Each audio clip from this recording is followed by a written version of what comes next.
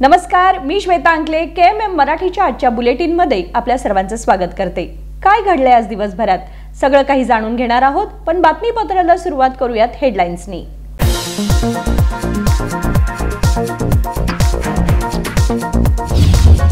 बेळगाव भाजप नेता पृथ्वी सिंगने केला माझा संसार उद्ध्वस्त, धमकी देऊन केले खोटे प्रकरण दाखल, कणविकाने केलाय सनसनीत आरोप।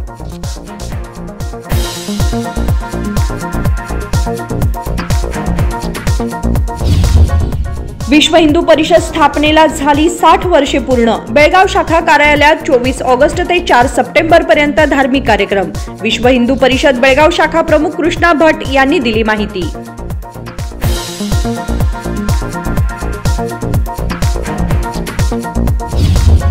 बेळगाव दक्षिण आमदार अभय पाटील यांच्यावर बेकायदा संपत्ती व भूसंपादनाचा आरोप। खादरवाडी येथील जमीन त्यांच्या निकटवर्तीयांच्या नावावर। न्यायासाठी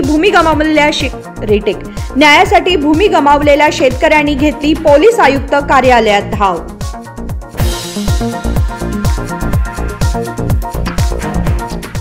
आता पाहूयात सविस्तर बातम्या। बेळगाव भाजप नेते पृथ्वी सिंह यांनी माझं कुटुंब उद्ध्वस्त केलंय आणि माझ्या पतीसह माझा छळ केलाय असा आरोप कणविकाने केलाय। बेळगाव भाजप नेता पृथ्वी सिंगने माझं संसार खराब केलं, मला पतीला धमकी देऊन खोटं प्रकरण दाखल केलं असं कणविका म्हणाली। गुरुवारी रात्री बेळगावमध्ये पत्रकारांशी बोलताना तिने सांगितले की पृथ्वी सिंगने मला शिक्षणात मदत केली होती। माझ्या मित्राशी लग्न केलं असून जुने फोटो पतीच्या कुटुंबियाने दाखवून त्याचा गैरफायदा घेतल्याचा आरोप तिने केलाय। पृथ्वी सिंग ಅಪ್ಪ ಅಂತಿದ್ದೆ ಅವು ಹೆಲ್ಪ್ ಮಾಡ್ಕೊಂಡು ನನ್ನ ಮೇಲೆ ಕೇಸ್ ಹಾಕಿದ್ದ ಮತ್ತು ನನ್ನ ಗಂಡನ ಜೋಡಿ ನನ್ನ ಜಬರ್ದಸ್ತಿ ಮದುವೆನೂ ಮಾಡಿದ್ದ। ನಾವು ಫ್ರೆಂಡ್ಸ್ ಇದ್ವಿ, ಅವಾಗ ಬಾಯ್ ಫ್ರೆಂಡ್ ಗರ್ಲ್ ಫ್ರೆಂಡ್ ಇದ್ವಿ, ಅವಾಗ ಮದುವೆ ಮಾಡಿದ್ದ ಜಬರ್ದಸ್ತಿ। ಅದ್ರ ಮೇಲೆ ಚಲೋ ಇದ್ರು, ನಾವು ಇಬ್ಬರು ಚಲೋ ಇದ್ವಿ। ಅದ್ರ ಮೇಲೆ ಮನಿನಾಗ ಬರೋದು, ನಮ್ಮ ಜೋಡಿ ಜಗಳ, ನಮ್ಮ ಮಿಡಲ್ನಾಗ ಜಗಳ, ನಮ್ಮ ಇಬ್ರನ್ನಾಗ ಜಗಳ ಹಚ್ಚೋದು, ನನ್ನ ಹಳೆ ಫೋಟೋಸ್ ತೋರಿಸ್ಕೊಂಡು ಅವ್ರಿಗೆ ಜಗಳ ಹಚ್ಚೋದು, ನಮ್ಮ ಒಳಗೆ ನಮ್ಮ ಅತ್ತೆ ಕಿವಿ ತುಂಬೋದು, ಇದೆಲ್ಲ ಮಾಡ್ತಿದ್ದ। ಮತ್ತು ರೀಸೆಂಟ್ಲಿ ಏನಾಯ್ತು, ನನ್ನೆಲ್ಲ ಎಜುಕೇಷನ್ ಖರ್ಚದು ನೋಡ್ಕೊಂಡೆ ಅಂದ। ಅವು ಹೆಲ್ಪ್ ಮಾಡತ್ತಿದ್ದ, ಆದರೆ ಆ ರೊಕ್ಕದಿಂದ ನನ್ನ ಮೇಲೆ ಕೇಸ್ ಹಾಕಿದ್ದ, ಹ್ಯಾಂಡ್ ಲೋನ್ ತೊಗೊಂಡೆಂದಂತ। ಹ್ಯಾಂಡ್ ಲೋನ್ ತೊಗೊಂಡು ಕೇಸ್ ಹಾಕಿದ ಮೇಲೆ ಆ ಗ್ರೌಂಡ್ಸ್ ಮೇಲೆ ನನ್ನ ಹಸ್ಬೆಂಡ್ ಮೇಲೆ ನಂಗೆ ವಿಷ ಕುಡಿಸಿ ಅನಸ್ತೇಶಿಯಾ ಹಾಕಿ ಸಿವಿಲ್ ಹಾಸ್ಪಿಟಲಿಗೆ ಕರ್ಕೊಂಡು ಹೋದ। ನಾನು ಅಲ್ಲಿ ಮೀಡಿಯಾದು ಕರೆಸಿ ನಜೀರ್ ಪೀರ್ಜಾದೆ, ಇಮ್ರಾನ್ ಜಮಾದಾರ್, ಪೃಥ್ವಿ ಸಿಂಗ್ ಮಗ ಜಸ್ವೀರ್ ಸಿಂಗ್ ಎಲ್ಲರೂ ಇದ್ರು। ಇದು ಫಾಲ್ಸ್ ಕಂಪ್ಲೇಂಟ್ ಹಾಕಕ್ಕೆ ನಂಗೆ ಬೆದರಿಕೆ ಹಾಕಿದ್ರು ಅಲ್ಲೇ। ಅದು ಫಾಲ್ಸ್ ಕಂಪ್ಲೇಂಟ್ ಆದಮೇಲೆ ಇವು ನನ್ನ ಮನೆಯವ್ರು ಕೌಂಟ್ರ್ ಕೇಸ್ ಹಾಕಿದ್ರು ನನ್ನ ಮೇಲೆ ಮತ್ತು ಪೃಥ್ವಿ ಸಿಂಗ್ ಮೇಲೆ। ಅಲ್ಲಿ ಪೃಥ್ವಿ ಸಿಂಗ್ ಮನೆಯಾಗ ಇದ್ದೆ ಅಲ್ಲಿ। ಯಾವಾಗ ಕೌಂಟ್ರ್ ಕೇಸ್ ಆದಮೇಲಿಂದ ನಾ ಪೃಥ್ವಿ ಸಿಂಗ್ ಮನೆಯಾಗಿದ್ದೆ, ಈಗ 1 ಮಂತ್ ಅಲ್ಲೇ ಇದ್ದೆ ನಾ। ಮತ್ತು ಅದರ ಮೇಲೆ ಒಂದು 7-8 ದಿವಸ ಪೃಥ್ವಿ ಸಿಂಗ್ ನನ್ನ ಕಾಕ ಮನೆಗೆ ಬಿಟ್ಟ, ಇಲ್ಲಿ ಬ್ಯಾಡ, ಯಾರೇ ಇದು ಮಾಡ್ತಾರೆ ಅದು ಮಾಡ್ತಾರೆ, ನಿಂಗೆ ಮರ್ಡ್ರ್ ಮಾಡ್ತಾರೆ ನನ್ನ ಮನ್ಯಾಗ ಬಂದಂತ ಬೆದರಿಕೆ ಹಾಕಿ ನನ್ನ ಕಾಕ ಮನೆಗೆ ಬಿಟ್ಟ।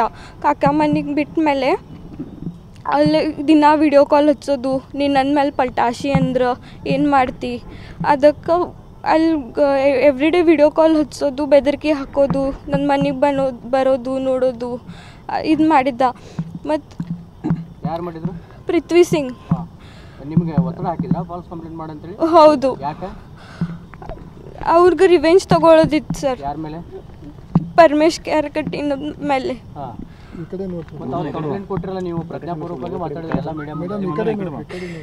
ಬೆದರಿಕೆ ಹಾಕಿದ್ರು ಸರ್, ನನ್ಗೆ ಹೊಡಿತಿದ್ದು ಬಡಿತಿದ್ದು, ನಂಗೆ ಅವ್ರ ಮನೆ ಒಳಗೆ ಇಟ್ಕೊಂಡು ಸೆಕ್ಸುಲಿ ಹರಾಸ್ ಮಾಡ್ತಿದ್ದು ಸರ್। ನಾವು 1 ಮಂತ್ ಅಲ್ಲೇ ಇದ್ದೆ, ಟ್ರ್ಯಾಪ್ ಇದ್ದೆ ನನ್ನ ಕಡೆ ಹೆಲ್ಪಿಗೆ ಯಾರೂ ಇರಲಿಲ್ಲ।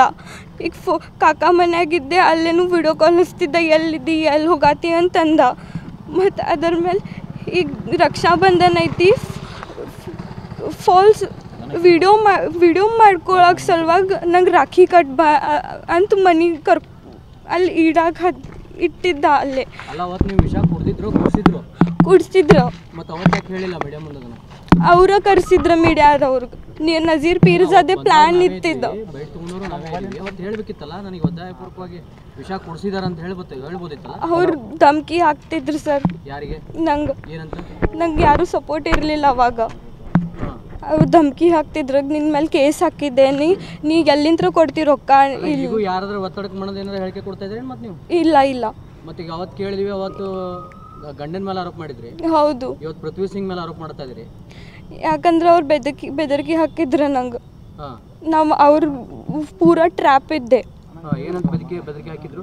ನೀ ರೊಕ್ಕ ಎಲ್ಲಿಂದ ಕೊಡ್ತಿ, ನಾ ಕೇಸ್ ಹಾಕಿದ ಮೇಲೆ ಕಾಂಪ್ರಮೈಸ್ ಮಾಡಿಸಿದ್ರು. ತಾವು ತಗೊಂಡು ಹೋಗಿ ನನ್ನ ಬೇಲ್ ಇದು ಮಾಡಿ ಕಾಂಪ್ರಮೈಸ್ ಮಾಡಿಸಿದ್ರು ಅಲ್ಲೇ ಕೋರ್ಟ್ನಾಗ. 6 ಮಂತ್ಸ್ನಾಗ ನೀನು ಕೇಸ್ ರೀಓಪನ್ ಮಾಡ್ತೇನೆ, ನಿನ್ನ ರೊಕ್ಕ ಎಲ್ಲಿಂದ ಕೊಡ್ತೀನಿ, ನಿನ್ನ ಹಸ್ಬೆಂಡ್ ಎಲ್ಲ ಅಗೇನ್ಸ್ಟ್ ಆಗ್ಯಾರೀಗ ಅಂತ ಇದು ಮಾಡಿದ್ರು. ಮತ್ತು ಅವ್ರ ಮನ್ಯಾಗ ಕರ್ಕೊಂಡು ಹೋಗಿ ವಿಷ ಕುಡಿದು ನದೀರ್ ಪೀರ್ಜಾದೆ, ಇಮ್ರಾನ್ ಜಮಾದಾರ್ ಮತ್ತು ಅವರೆಲ್ಲರೂ ಕೂಡಿ ಪ್ಲ್ಯಾನ್ ಮಾಡಿ ನನ್ನ ಸಿವಿಲ್ ಹಾಸ್ಪಿಟಲಿಗೆ ಕರ್ಕೊಂಡು ಬಂದರು. ಪೃಥ್ವಿ ಸಿಂಗ್ 1 ಮಂತ್ ಅವ್ರ ಮನ್ಯಾಗ ಇದ್ದೆ ನಾ. ರಕ್ಷಾ ಈಗ ನಿನ್ನೆ ನಂಗೆ ಮನೆಗೆ ಬಿಟ್ರಿ ಇಲ್ಲೇ ಕಾಕ ಮನೆಗೆ. ಮತ್ತು ರಾಖಿ ಅದು ಕಟ್ಕೊಂಡು ವಿಡಿಯೋ ಅದು ಮಾಡಿಕೊಂಡು ನನ್ನ ಮನೆಗೆ ಬಿಟ್ರಿ ಇಲ್ಲೇ. ನನಗೇನು ತಿಳಿಲಿಲ್ಲ. ನಾ ಏನಂತ ಬಂದ್ರಿ ಕಮಿಷನರ್ಗೆ? ಏನು ಕಂಪ್ಲೇಂಟ್ ಕೊಟ್ರಿ? ಏನು ಕೊಟ್ರಿ? ಈಗ ಕಂಪ್ಲೇಂಟ್ ಕೊಡ್ತೇನೆ ಪೃಥ್ವಿ ಸಿಂಗ್ ಮೇಲೆ. ಎಲ್ಲ ನಿಮ್ಮ ಸಂಸಾರ ಹಾಳಾಗ ಕಾರಣ ಪೃಥ್ವಿ ಸಿಂಗ್ ಏನು? ಹೌದು. ಈಗೇನು ಆ್ಯಕ್ಷನ್ ಮಾಡ್ಬೇಕಂತೀರಿ ಅವ್ರ ಮೇಲೆ? ಹೌದು. ಮತ್ತು ಈಗ ನಿಮ್ಮ ಮಾಮಾರ ಏನತ್ರ? ಮಾಮಾರ ಮೇಲೆ ಸೆಕ್ಷುವಲ್ ಹರಾಸ್ಮೆಂಟ್ ಕೇಸ್ ಹಾಕಿದ್ರಿ. ಸುಳ್ಳು ಅದೆಲ್ಲ. ಅವ್ರು ಮಾಡಿದ್ದು ಇವ್ರ ಮೇಲೆ ಹಾಕಂದ್ರು. ಯಾರು ಸೆಕ್ಷುವಲ್ ಹರಾಸ್ಮೆಂಟ್ ಮಾಡಿದ್ರು? ಪೃಥ್ವಿ ಸಿಂಗ್. ಹೌದು. ಅವ್ರು ಮಾಡಿದ್ದು ನನ್ನ ಉಲ್ಟಾ ಇದು ಮಾಡಿ ಅಂದ್ರು ಅವಾಗ. ನಿಮ್ಮ ಮಾಮಾರು ನಿಮ್ಮ ಮೇಲೆ ಕೇಸ್ ಮಾಡಿದ್ರು, ಅವರು ರಿಟರ್ನ್ ಕೇಸ್ ಮಾಡಿದ್ರು. ಹೌದು. ಕೌಂಟರ್ ಕೇಸ್ ಆದ್ಮೇಲೆ ವಾಪಸ್ ನಿಮ್ಮ ಗಂಡ ಬೇಕಂತ್ರಿ, ನಿಮ್ಮ ಮನೆತನ ಬೇಕಂತ್ರಿ. ಮತ್ತು ಈಗ ಅವರು ಹೆಂಗೆ ಸೇರಿಸ್ಕೋಬೇಕು ನಿಮಗೆ? ಅವ್ರು ಹೇಳ್ಕೊಟ್ಟಿದ್ದು ಹಂಗೆ ಮಾಡಿದ್ದೆ ಸರ್. ನಾನು ಟ್ರ್ಯಾಪ್ ಇದ್ದೆ, ನಂಗೆ ಹೆಲ್ಪಿಗೆ ಸೋರ್ಸ್ ಇರಲಿಲ್ಲ ಅವಾಗ. ನೀವು ಹೆದ್ರು ಕಾರಣ ಏನಿತ್ತು? ಹೆದ್ರು ಕಾರಣ ಏನಿತ್ತು? ನೀವು ಅವ್ರು ಕೇಸ್ ಹಾಕಿದ್ರು. ಮೊದ್ಲಿಂತ್ರ ನಾ ಅಪ್ಪ ತಂತಿದ್ದೆ. ನಂಗೆ ಮನ್ಯಾಗ ಬಂದು ಅವ್ರು ನಮ್ಮ ಮನೆಯವ್ರಿಗೆ, ನನ್ನ ಅತ್ತಿಗೆ, ನನ್ನ ಮಾವಾಗೆ ಮತ್ತು ನಂಗೆ ಬಡ್ದಿದ್ರು ಸರ್. ಅದು ಫುಟೇಜ್ ಐತಿ ನಮ್ಮ ಕಡೆ. ಅದರ ನಿಮ್ಮ ಮೇಲೆ ಹಲ್ಲೆ ಮಾಡಿದ್ರ? ಹೌದು. ಫುಟೇಜ್ ಐತಾ? ಹೌದು. ಈಗ ಒಟ್ಟು ನಿಮ್ಗೆ ಪೃಥ್ವಿ ಸಿಂಗಿಂದ ಅನ್ಯಾಯ ಆಗಿದೆ? ಹೌದು. ನಿನ್ನೆ ಮತ್ತು ಇವ್ರಿಗೆ ಕಾಂಟ್ಯಾಕ್ಟ್ ಮಾಡಿ ಇವ್ರ ಮನೆ ಕಡೆ ಹೋದೆ ನಾವು. ಇವತ್ತು ಯಾರು ಹಲ್ಲೆ ಮಾಡಿರಿ ನಿಮ್ಮ ಮೇಲೆ? ಜಸ್ವೀರ್ ಸಿಂಗ್. ನಾವು ವಾಶ್ರೂಮ್ನಲ್ಲಿ ಇದ್ದೆ, ನಮ್ಮ ಮುಖ ತೊಳತ್ತಿದ್ದೆ. ನಂಗೆ ಜಸ್ವೀರ್ ಸಿಂಗ್ ಪೃಥ್ವಿ ಸಿಂಗ್ ಮಗ ಸರ್. ಅವ್ರು ಯಾಕೆ ನಿಮ್ಮನ್ನು ಹೊಡಿತಾರೆ? ಮನೆಗೆ ಬಂದು ಸರ್. ಅಲ್ಲ, ನಿಮ್ಗೆ ಅವ್ರ ಸಂಬಂಧ ಏನು? ಯಾಕೆ ಹೊಡಿತಾರೆ? ಸಂಬಂಧ ಏನೂ ಇಲ್ಲ ಸರ್. ಅವ್ರು ಯಾರೂ ಆಗೋದಿಲ್ಲ. ಯಾಕಂದ್ರೆ ಅವ್ರು ಟ್ರ್ಯಾಪ್ ಮಾಡಿದ್ರು ಸರ್. ನಂಗೆ 2-3 ಇಯರ್ಸ್ ಆಗಿ ಟ್ರ್ಯಾಪ್ ಮಾಡಿದ್ರು.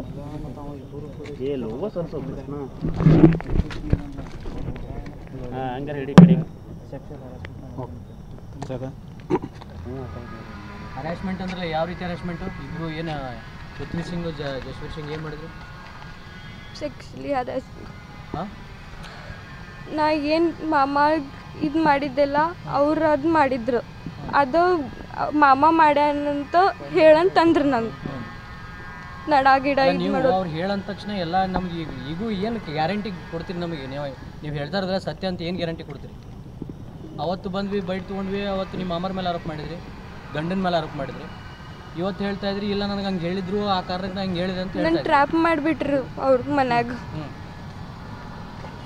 ಅವ್ರ ಮನ್ಯಾಗ ಪೂರಾ ಟ್ರ್ಯಾಪ್ ಇದ್ದೆ ನಾ.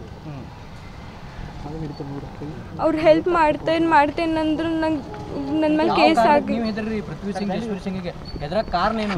ನೀವು ಹೆದರ ಕಾರಣ ಏನು? ಮೊದ್ಲಿಂತ್ರ ಸರ್, ನಾ ಸಣ್ಣಾಕಿದ್ದೆ, ಅವ್ರ ಫೌಂಡೇಶನ್ನಾಗ ಕೆಲಸ ಮಾಡ್ತಿದ್ದೆ. ಮತ್ತು ನಮ್ಮ ಅತ್ತಿನೂ ಹೇಳಿದ್ರು ಅವ್ರಿಗೆ, ಹುಡುಗಿ ಬೆಳ್ದಾಳಿಗೆ ನಾವು ಕಳಿಸೋದಿಲ್ಲ ಅಂತ. ಆ ಪ್ರಾಬ್ಲಮ್ ಆಯ್ತು ಅವ್ರಿಗೆ. ನಾವು ಅವಾಗ ಚಲೋ ಇದು ಸಂಬಂಧ, ಮನೆಗೆ ಹೋಗೋದು ಬರೋದು. ನಮ್ಮ ಯಾವಾಗ ಅತ್ತಿ ಹೇಳಿದ್ರಿ ಇದು ಹುಡುಗಿ ಬೆಳ್ದಾಳಿ ಕಳ್ಸೋದಿಲ್ರಿ ಮನೆಗಂತ ಅವಾಗಿಂತ ಪ್ರಾಬ್ಲಮ್ ಚಾಲು ಆಯ್ತು. ಕೇಸ್ ಹಾಕೋದು, ಮನೆ ಒಳಗೆ ಬರೋದು, ನಮ್ಮ ಅತ್ತಿ ಮಾವಾಗ ಬೆದರ್ಸೋದು ಅವಾಗಿಂತ ಚಾಲು ಆಯ್ತು. ಅಂದ್ರೆ ಅವ್ರು ನೀವು ಮನೆಗೆ ಹೋಗ್ಬೇಕು, ಅವ್ರ ಮನೆಗೆ ನೀವು ಹೋಗ್ಬೇಕಿತ್ತು ಅಷ್ಟೇ. ಹಾಂ, ಯಾರೇ ಅವ್ರ ಮನ್ಯಾಗ ಆರಾಮಿಲ್ಲ ಅಂದ್ರೆ ನಂಗೆ ಕರೆಸಿದ್ರು ಕೆಲಸ ಮಾಡಕ್ಕೆ. ಅವಾಗ ಹೋಗ್ತಿದ್ದೆ, ಹೋಗೋದು ಬರೋದು ಆಗ್ತಿದ್ದು. ಹೋಗಲಿಲ್ಲ ಅನ್ನೋ ಕಾರಣಕ್ಕೆ ನಿಮ್ಮನ್ನ ಈ ರೀತಿ ಮಾಡಿದ್ರು. ಹಾಂ, ಹಚ್ಚತ್ತಾರ, ವಿಡಿಯೋ ಕಾಲ್ ಹಚ್ಚತ್ತಾರ, ನಾ ಎತ್ತಲಿಲ್ಲ. ಅದಕ್ಕೆ ಅವ್ರ ಮಗ ಬಂದ ಸರ್ ಮನೆ ಒಳಗೆ ಬಂದು ನಾ ವಾಶ್ರೂಮ್ ಒಳಗಿದ್ದೆ. ನಮ್ಮ ವಾಶ್ರೂಮಿಗೆ ಡೋರ್ ಇಲ್ಲ, ಕರ್ಟನ್ ಐತಿ. ಅಲ್ಲಿ ಬಂದು ವಾಶ್ರೂಮ್ ಏಕ್ದಮ್ ಕರ್ಟನ್ ತೆಗೆದು ಕ್ಯಾರಿ ಫೋನ್ ಕ್ಯೂ ನೀ ಉಠಾರಿ ಅಂತಂದ. ಕ್ಯಾ ಹುವಾ ಬೋಲ್ ಅಂತಂದೆ. ತು ಪಪ್ಪಾ ಸೆ ಬಾತ್ ಕರ್ ಅಂತಂದ. ಫೋನ್ ಕೊಟ್ಟ. ನಾವು ಒಳಗೆ ಹೋದೆ ಮುಖ ಒರೆಸ್ಕೊಳಕ್ಕೆ. ಅವಾಗ ಒಳಗೆ ಬಂದ ನಾವು ಚಿಕ್ಕಪ್ಪ ಫೋನ್ ಹಚ್ಚತ್ತಿದ್ದೆ. ಚಿಕ್ಕಪ್ಪಗೆ ಫೋನ್ ಹಚ್ಚಾತಿದ್ದೆ. ಅವಾಗ ಬಂದು ಫೋನ್ ಕಸ್ಕೊಂಡು ನನ್ನ ದುಗ್ಗಸಿ ಓಡಿ ಹೋದಾವು. ಮತ್ತು ಪಪ್ಪ ಜೋಡಿ ಮಾತಾಡು. ನಾವು ರಿಲೇಟಿವ್ಸ್ ಇಲ್ಲ ಸರ್, ಯಾರೂ ಆಗೋದಿಲ್ಲ ಅವ್ರು. ಹಾಂ, ನಾವು ಪಪ್ಪ ಅಂತ ಅನ್ಕೊಂಡು ಕರಿತಿದ್ದೆ ಅವ್ರಿಗೆ.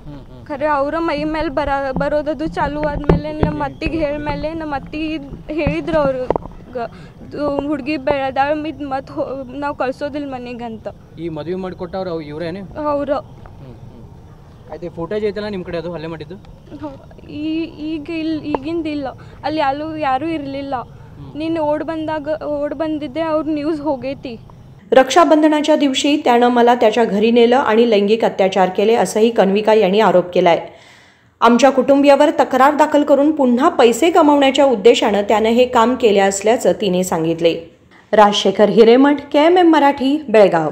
विश्व हिंदू परिषदेच्या स्थापनेला 60 वर्षे पूर्ण झाल्याबद्दल बेळगाव शाखा कार्यालयात 24 ऑगस्ट ते 4 सप्टेंबर या कालावधीत समरसता भवन येथे 211 जोडप्यांकडून सत्यनारायण पूजेसह धार्मिक कार्यक्रम केले जाणार आहेत, अशी माहिती विश्व हिंदू परिषद बेळगाव युनिटचे प्रमुख कृष्णा भट यांनी दिली. विश्व हिंदू परिषद बेळगाव युनिटचे प्रमुख कृष्णा भट यांनी सांगितले की विश्व हिंदू परिषदेच्या स्थापनेला 60 वर्षे पूर्ण झाल्याबद्दल बेळगाव शाखा कार्यालयात 24 ऑगस्ट ते 4 सप्टेंबर या कालावधीमध्ये समरसता भवन येथे 211 जोडप्यांकडून सत्यनारायण पूजेसह धार्मिक कार्यक्रम केले जाणार आहेत. ते शुक्रवारी बेळगाव येथे पत्रकार परिषदेत बोलत होते. ते म्हणाले की गेल्या 60 वर्षात विश्व हिंदू परिषदेने श्री राम जन्मभूमी, अमरनाथ, रामसेतू आणि तिरुपतीच्या धर्मांतर विरोधी विषयामध्ये हिंदू समाजातील संत आणि नेत्यांना मुख्य प्रवाहात आणण्याचा प्रयत्न केला आहे. हिंदवाः सोदर सर्वे न हिंदू पतितो भवेत्. मम दीक्षा हिंदू मंत्र, मम मंत्र समानतः. ಈ ಧ್ಯೇಯದೊಂದಿಗೆ 1964ರಲ್ಲಿ ಶ್ರೀಕೃಷ್ಣ ಜನ್ಮಾಷ್ಟಮಿಯ ದಿವಸ ಸಾಂದೀಪಿನಿಯ ಆಶ್ರಮದಲ್ಲಿ ನಮ್ಮ ಎರಡನೇ ಸರಸಂಘ ಚಾಲಕರಾದಂತಹ ಮಾಧವರಾವ್ ಸದಾಶಿವ ಗೋಳ್ವಲ್ಕರ್ ಅವರ ಸಂಗಡ ಅವರ ಉಪಸ್ಥಿತಿಯಲ್ಲಿ, ಅವರ ಮಾರ್ಗದರ್ಶನದಲ್ಲಿ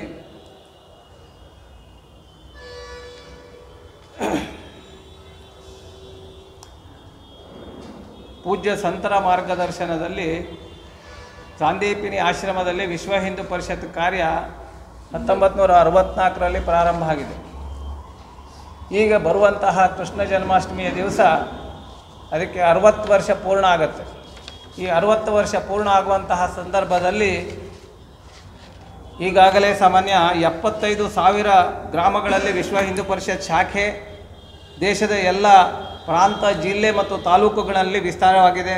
ಸುಮಾರು 22,000 ಗ್ರಾಮಗಳಲ್ಲಿ ದುರ್ಗಾವಾಹಿನಿ, 8,500 ಗ್ರಾಮಗಳಲ್ಲಿ ಚಟುವಟಿಕೆ ತಲುಪಿದೆ.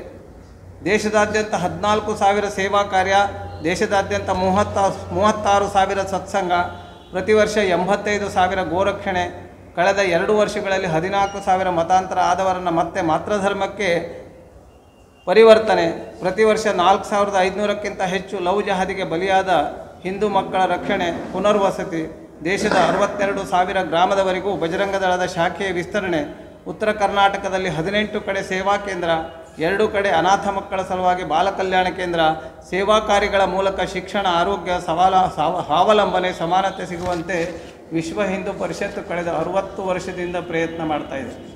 ಇನ್ನು ಹೋರಾಟದ ದೃಷ್ಟಿಯಿಂದ ತಮಗೆಲ್ಲ ಗೊತ್ತಿದೆ, ರಾಮ ಜನ್ಮಭೂಮಿಯ ಹೋರಾಟದಲ್ಲಿ ಮುಂಚೂಣಿಯಾಗಿ ನಿಂತು ಇವತ್ತು ಭವ್ಯವಾದಂತಹ ರಾಮ ಮಂದಿರ ನಿರ್ಮಾಣ ಆಗಿರೋದು ನಮಗೆಲ್ಲ ಗೊತ್ತಿದೆ.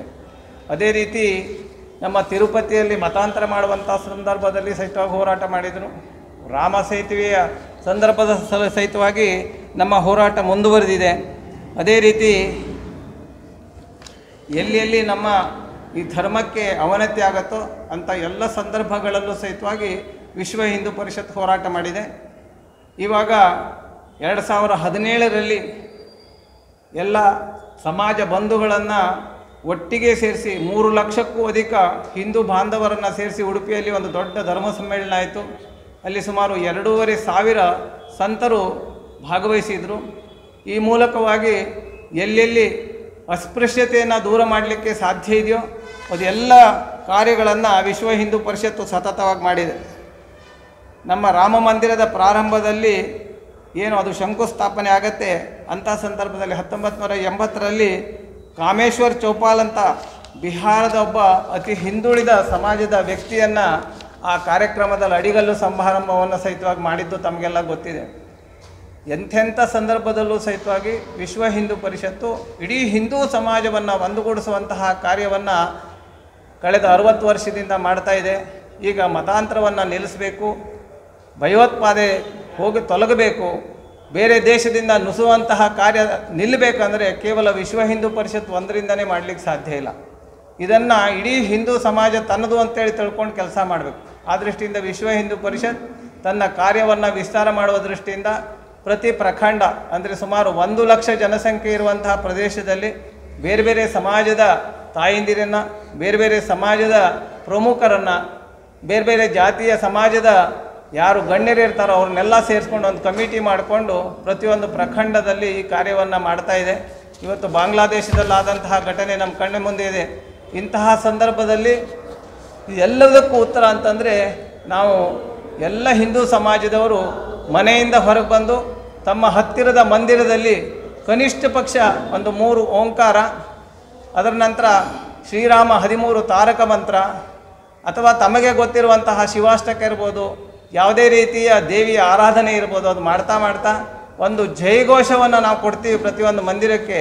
ಈ ಭಾರತಕ್ಕೆ ಒಳ್ಳೆಯದಾಗಲಿ, ಈ ಭಾರತದ ಅಭ್ಯುದಯ ಆಗಲಿ, ಈ ಹಿಂದೂಗಳ ಸಮಾಜ ಒಂದಾಗಿ ಬಾಳಲಿ. ನಮ್ಮ ಮಾರ್ಗದರ್ಶನ ಮಾಡ್ತಾ ಇರುವಂತಹ ಶ್ರೇಷ್ಠ ಸಂತರು ಇದು ಎಲ್ಲ ಕಡೆ ಮಾರ್ಗದರ್ಶನ ಮಾಡ್ತಾ ಇದ್ದಾರೆ. ಅವರೆಲ್ಲರ ಸಹಕಾರವನ್ನು ಪಡೆದು, ಸಮಾಜದ ಎಲ್ಲ ಬಂಧುಗಳ ಸಹಕಾರವನ್ನು ಪಡೆದು, ನಮ್ಮದು ಮೇಲು ಕೀಳು ಹೇಳುವಂಥ ಭಾವನೆ ಇದು ನಮಗೆ ಒಂದು ದೊಡ್ಡ ಶಾಪ. ನಾವು ಈ ಅಸ್ಪೃಶ್ಯತೆ ನಿವಾರಣೆ ಆಗಬೇಕಂತಂದರೆ ಇದು ಯಾವುದೇ ಭಾಷಣದಿಂದ ಆಗುವಂಥ ಸಾಧ್ಯ ಇಲ್ಲ. ಇದು ಪ್ರೀತಿ ವಿಶ್ವಾಸದಿಂದ ಆಗುವಂಥದ್ದು. ಇದು ನಮ್ಮದು ಹೇಳುವಂತಹ ಒಂದು ಯಾವ ದೇಶದಲ್ಲಿ ಎಲ್ಲರಲ್ಲಿ ಆತ್ಮ ಇದ್ದಾನೆ, ಎಲ್ಲರಲ್ಲಿ ಪರಮಾತ್ಮ ಇದ್ದಾನೆ, ನನಗೇನು ಬೇಕೋ ಅದೇ ಬೇರೆಯವರಿಗೆ ಬೇಕು ಹೇಳುವಂತಹ ಸಮಾನ ಮಂತ್ರವನ್ನು ಆಚರಣೆ ಮಾಡುವಂತಹ ಒಂದು ಜಾಗದಲ್ಲಿ ಈ ಅಸ್ಪೃಶ್ಯತೆ ಬಹುದೊಡ್ಡ ಶಾಪ ಹೇಳುವಂಥದ್ದನ್ನು ವಿಶ್ವ ಹಿಂದೂ ಪರಿಷತ್ತು ತನ್ನ ಜೀವನದಲ್ಲಿ ಸಾಕಾರ ಮಾಡಿಕೊಳ್ಳುವಂತಹ ಕೆಲಸವನ್ನು ಸ್ವತಃ ಕಾರ್ಯಕರ್ತರು ಮಾಡ್ತಾ ಇದ್ದಾರೆ. ಈ ಮೂಲಕವಾಗಿ ಸಮಾಜದ ಎಲ್ಲ ವರ್ಗಗಳನ್ನು ನಾವು ತಗೊಂಡು ಹೋಗುವಂಥ ಕಾರ್ಯ ನಡೀತಾ ಇದೆ. ಕೇವಲ ನಮ್ಮ ದೇಶದಲ್ಲಿ ಒಂದೇ ಅಲ್ಲ, 40 ರಾಷ್ಟ್ರಗಳಲ್ಲಿ ವಿಶ್ವ ಹಿಂದೂ ಪರಿಷತ್ ಕಾರ್ಯ ನಡೀತಾ ಇದೆ. ಈ ಕಾರ್ಯಕ್ಕೆ ತಾವೆಲ್ಲರೂ ಹೆಚ್ಚಿನ ಒಂದು ಮಾಹಿತಿಯನ್ನು ಸಮಾಜಕ್ಕೆ ಕೊಡಬೇಕು. ಮತ್ತೆಲ್ಲರೂ ಕಾರ್ಯಕರ್ತರು ತಮ್ಮ ತಮ್ಮ ಕೈಲಾದಂತಹ ಒಂದು ಸೇವೆಯನ್ನು, ಜಾಗೃತಿಯನ್ನು ಮಾಡಬೇಕು ಹೇಳುವಂಥ ವಿನಂತಿಯನ್ನು ವಿಶ್ವ ಹಿಂದೂ ಪರಿಷತ್ ತಮ್ಮೆಲ್ಲರಲ್ಲೂ ಮಾಡುತ್ತೆ. 24 ऑगस्ट ते 4 सप्टेंबर या कालावधीत ओंकारासह आरती, श्रीराम जयराम जय जयराम हा जप, तारक मंत्र, शिवाष्टक, ललिता सहस्रनामावली तसेच हनुमान चालीसा पठण करण्याचा निर्णय घेण्यात आला आहे.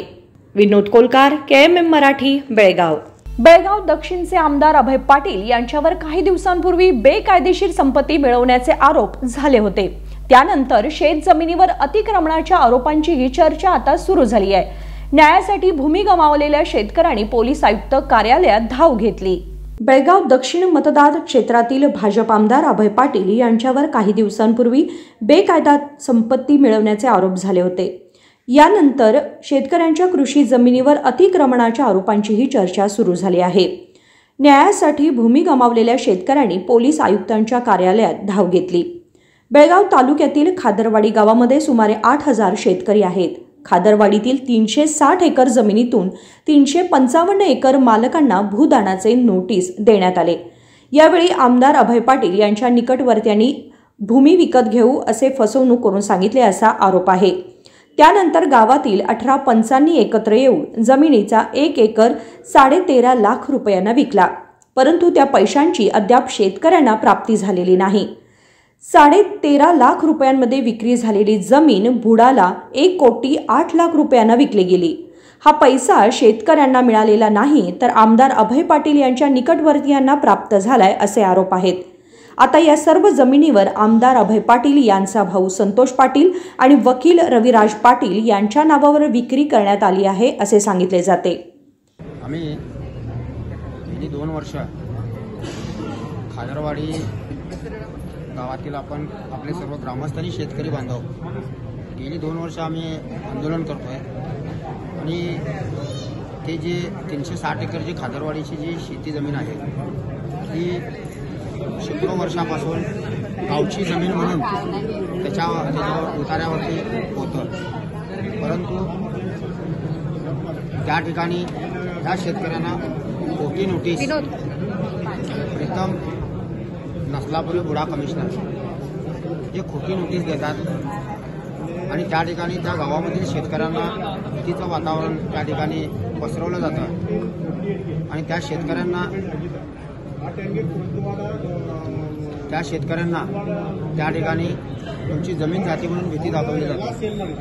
तर तिथं एक खोटी नोटीस येते आणि खोटी नोटीस आल्यानंतर दक्षिणचा आमदार अभय पाटील त्याचे चेले त्या ठिकाणी जातात आणि गावात एक वातावरण निर्माण करतात की तुमची जमीन आज बुडा काढून घेते, हे असं त्या ठिकाणी वातावरण निर्माण केलं जातं आणि निर्माण केल्यानंतर शेतकरी घाबरून ज्या 18 पंच आहेत त्या गावातले ते मध्यस्थी करून ही शेती 13,50,000 ठरवली जाते आणि ठरवली गेल्यानंतर 2-4 दिवसामध्येच परत ती जमीन बुडाला विकली जाते 1,08 लाख रुपये पर एकर, एकराला 1,08 लाख रुपये।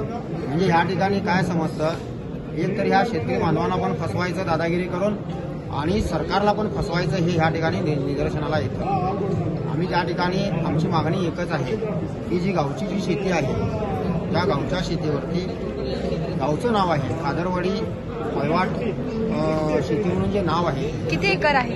जवळजवळ 360 एकर आहे, त्याच्यापैकी 153 एकरवरती ते नाव चढलेलं आहे। तर आम्ही AC असतील, DC असतील, कमिशनर असतील, त्याच्यानंतर मिनिस्टर असेल, या सर्वांना आम्ही भेटलो आणि ह्या सर्वांना आम्ही हे सांगितलेलं आहे, तरी देखील आम्हाला अजूनपर्यंत न्याय मिळत नाही। तर आमची मागणी अशी आहे की जी माझ्या शेतकऱ्यांची शेतीच्यावरचं नाव जे कमी झालेलं आहे ते नाव चढवावं आणि त्या जी शेती व्यवहार झालेली आहे शेती तो व्यवहार कॅन्सल करून परत हाय तसं त्या गावाला शेती मिळावी, गावची शेती राहावी, हाच याच्या पाठीमागचा उद्देश आहे। त्या ठिकाणी 3 गावांना त्या जागेवरून पाणी येतं, त्या ठिकाणी जिवंत झरा आहे, तर त्या झऱ्यानं कोणताही खर्च न करता, करंट न वापरता डायरेक्ट शेतामध्ये पाणी येतं। ते पाणी कुठेतरी बंद होणार आहे, ते धरण आहे त्या ठिकाणी हे जर झालं तर ते धरण देखील फुटू शकेल, लोकांना भरपूर त्रास होणार आहे, गोरगरीब जनता रोडवरती येणार आहे। तर हे जे असं जे खोटं कृत्य ह्या लोकांनी केलेलं आहे, म्हणजे बुडा कमिशनर असतील किंवा आणि कोणी अधिकारी असतील, ह्या सर्वांना त्यांच्यावरती गुन्हा नोंद झाला पाहिजे आणि त्यांना ह्या गुन्ह्याखाली त्यांच्यावरती केस रजिस्टर झाली पाहिजे, अशी आपली मागणी आहे। या प्रकरणात गेल्या 1.5 वर्षांपासून शेतकऱ्यांनी संघर्ष केलाय, परंतु काहीही उपयोग झाला नाही। शेतकऱ्यांनी ही कृषी जमीन विकली नाही, शेतकऱ्यांवर दबाव टाकून त्यांची जमीन काढून घेण्यात आली आहे। 7-12 उतार्यावर खादरवाडी ग्रामाच्या नावावर असावं लागेल। आम्ही खादरवाडीचे आज शेतकरी संघटना आता आम्ही SP ऑफिसलाकडं कंप्लेंट द्यायसाठी आलो आहे। हे कंप्लेंट द्यायचं कारण असं की कुरुंदवाड सरकार असताना आमच्या गावची जमीन ही कुरुंदवाड सरकार आपल्या 5 शेतकऱ्यांच्या नावावरती करून गेलं होतं आणि गावाला वाटणी करून द्या असं सांगून ते गेले होते आणि त्यावेळी आमच्या गावच्या जमिनीवर शेतकरी खादरवाडीचे शेतकरी लोक सामायिक वहिवाट करतात असं ते नाव होतं आणि ते नाव मधल्या काळात काढून ह्याच्यातील काही दलालांनी हे नाव काढलं आणि त्यानंतर ही जमीन आमदार अभय पाटील यांच्या काही दलाल ह्याच्यात मिक्स होऊन ती शेतकऱ्यांकडनं लुबाडून घेऊन त्यांना धमकी देऊन त्यांच्याकडनं ती 13,50,000 खरेदी करून लगेच 2 दिवसात बुडाबरोबर 1,08,00,000 व्यवहार होतो आणि पुरा तो व्यवहार झालेला तो आम्ही पुढे DWD मिनिस्टरना धरून तो व्यवहार कॅन्सल केलेला आहे. तरीसुद्धा त्यांनी असे शेतकऱ्यांना हे करून जमीन हडपलेली आहे आणि आम्हाला आता कुठलंही काही बोलायचं हे करायचं तर गावात आपल्याला वारंवार पोलीस स्टेशनमधनं धमक्या येतात, पोलीस स्टेशनमधनं फोन येतात आणि आमच्यावर कंप्लेंट होतात. हे करत असताना आम्ही हे गावासाठी लढत असताना आमच्यावरती कंप्लेंटसुद्धा झालेले आहे आणि आमचे काही शेतकरी आमचे जेलमध्ये सुद्धा जाऊन आलेले आहेत आणि आता आम्हाला काही मीटिंग घेत असताना हे करत असताना सुद्धा आम्हाला खूप विचार करावा लागतो, कारण की लगेच आमच्यावरची कंप्लेंट येतात, धमकीचे फोन येतात आणि आमचं आता सध्याची एकच अशी मागणी आहे की आमचं जे समाज वहिवाट नाव जे चोरीला गेलं आहे ते नाव आम्हाला आमच्या ह्याच्यावरती घालून पाहिजे आणि जे सगळे व्यवहार जमिनीत जो भ्रष्टाचार झालेला आहे त्या भ्रष्टाचाराची पूर्ण चौकशी व्हायला पाहिजेत आणि ते व्यवहार सगळे कॅन्सल झाले पाहिजेत. परत याच्यात काही लोकांनी असं केलेलं आहे की डुप्लिकेट अकाउंट काढून हा व्यवहार कॅन्सल होते म्हणून. याच्यात मेन विशाल धामणेकर आहे. हा विशाल धामणेकरनं हा व्यवहार कॅन्सल होतो असं म्हणून जे शेतकरी जे वारसदार होते त्यांच्यातल्या 2 लेडीजची नावं त्या माय बहिणी आहेत, त्या माय बहिणींचे जे व्यवहारासाठी आधार कार्ड आणि हे डॉक्युमेंट दिले होते त्या डॉक्युमेंटचा गैरव्यवहार करून त्यांना बोगस अकाउंट काढून त्यांचं ते व्यवहार चेक त्यांनी कॅन्सल केलेले नको म्हटलेले चेक त्यांना त्यांचे बोगस महिला उभे करून त्या अकाउंटमधले पैसे काढलेले आहे. तो व्यवहार असं करून तो ह्याच्यावरची सुद्धा आमच्याकडे पुरावे आहेत आणि ह्याचीसुद्धा सगळे काटेकोरपणे चौकशी व्हावी आणि आपल्या या जनतेला न्याय मिळावा आणि पोलीसही सुद्धा याच्यावरती लक्ष घालत नाहीत. कारण लास्ट आम्हाला आपल्या कार्यकर्त्यांना जेव्हा अटक झाली तेव्हा आम्ही पोलीस स्टेशनसमोर आंदोलन केलं तेव्हा आमचं भरपूर मोठ्या संख्येत आपलं गाव तिथं उपस्थित होतं आणि त्या टायमाला सुद्धा कमिशनर साहेब उपस्थित होऊन त्याने आम्हाला सांगितलेलं होतं की आम्ही याच्यावरती 2 माणसं नेमून याचा न्याय निवाडा देतो, पण अजून पण आपल्याला न्याय मिळालेला नाही आहे. तो न्याय आम्हाला हवा आहे. आणि बेळगावमध्ये आता परवाचीच गोष्ट अशी आहे की त्यांच्यावर AC ऑफिसमध्ये जर असे काही घटना घडतात की त्यांचे सामान जप्त करण्याची वेळ येते. असं का होतं बेळगावमध्ये? कारण की हे कुठेतरी चुकीचे वागत आहेत आणि ह्याचे आमच्याकडे पुरावे आहेत. कारण की AC सर म्हणतात DC सगळं तहसीलदाराकडे, तहसीलदार साहेब म्हणतात AC साहेबाकडे आहेत. हे मग कोणाकडे आहे कोणाकडे? आणि ह्यांनी आमचं गावचं नाव जे चोरलं आहे काढलेलं आहे त्याला यांच्याकडे काही एक चिटोड्याचा पुरावा नाही आहे. मग हे गेलं कसं नाव? हे आम्हाला असं म्हणावं लागतं की नाव काढलं म्हणण्यापेक्षा हे नाव चोरीला गेलं आहे. हे नाव चोरीला गेलेलं त्यांनी कुठं गेलं ते सापडून सोडून आम्हाला शोधून द्यावं हीच विनंती आहे. भ्रष्टाचार करणाऱ्यांवर आणि दबाव टाकणाऱ्यांवर कायदेशीर कारवाई केली जावी हे शेतकऱ्यांचं ठाम म्हणणं आहे. विनोद कोलकार, KMM मराठी, बेळगाव. मजगाव गजानननगर येथे 45 वर्षे उलटून गेली तरी अजूनही हा भाग सुविधांपासून वंचित आहे. चला जाणून घेऊयात इथल्या रहिवाशांची व्यथा. मजगाव गजानननगर हा भाग तयार होऊन आतापर्यंत तब्बल 45 वर्षे उलटून गेली, पण येथील नागरिक अद्यापही सुविधांपासून वंचित आहेत. ना इथे चांगले रस्ते आहेत ना गटारी. इथल्या समस्यांचा पाढा संपत नाही. पाणी तर तब्बल 8-10 दिवसातून एकदा येतं. विजेचा तर खेळखंडोबाच आहे. रस्त्यावरील विद्युत खांब मोडकळीस आलेत. कधीही ते कोसळून अपघात होण्याच्या स्थितीत पोहोचलेत. पावसाळ्यात तर पाणी रस्त्यावर साचून राहतं. घरांमध्ये पाणी शिरून इथल्या रहिवाशांना आपलं राहतं घर सोडावं लागतं. पाणी साचल्यानं डेंग्यू, मलेरियाही वाढलाय. येथील रहिवासी तक्रार करून थकून गेले.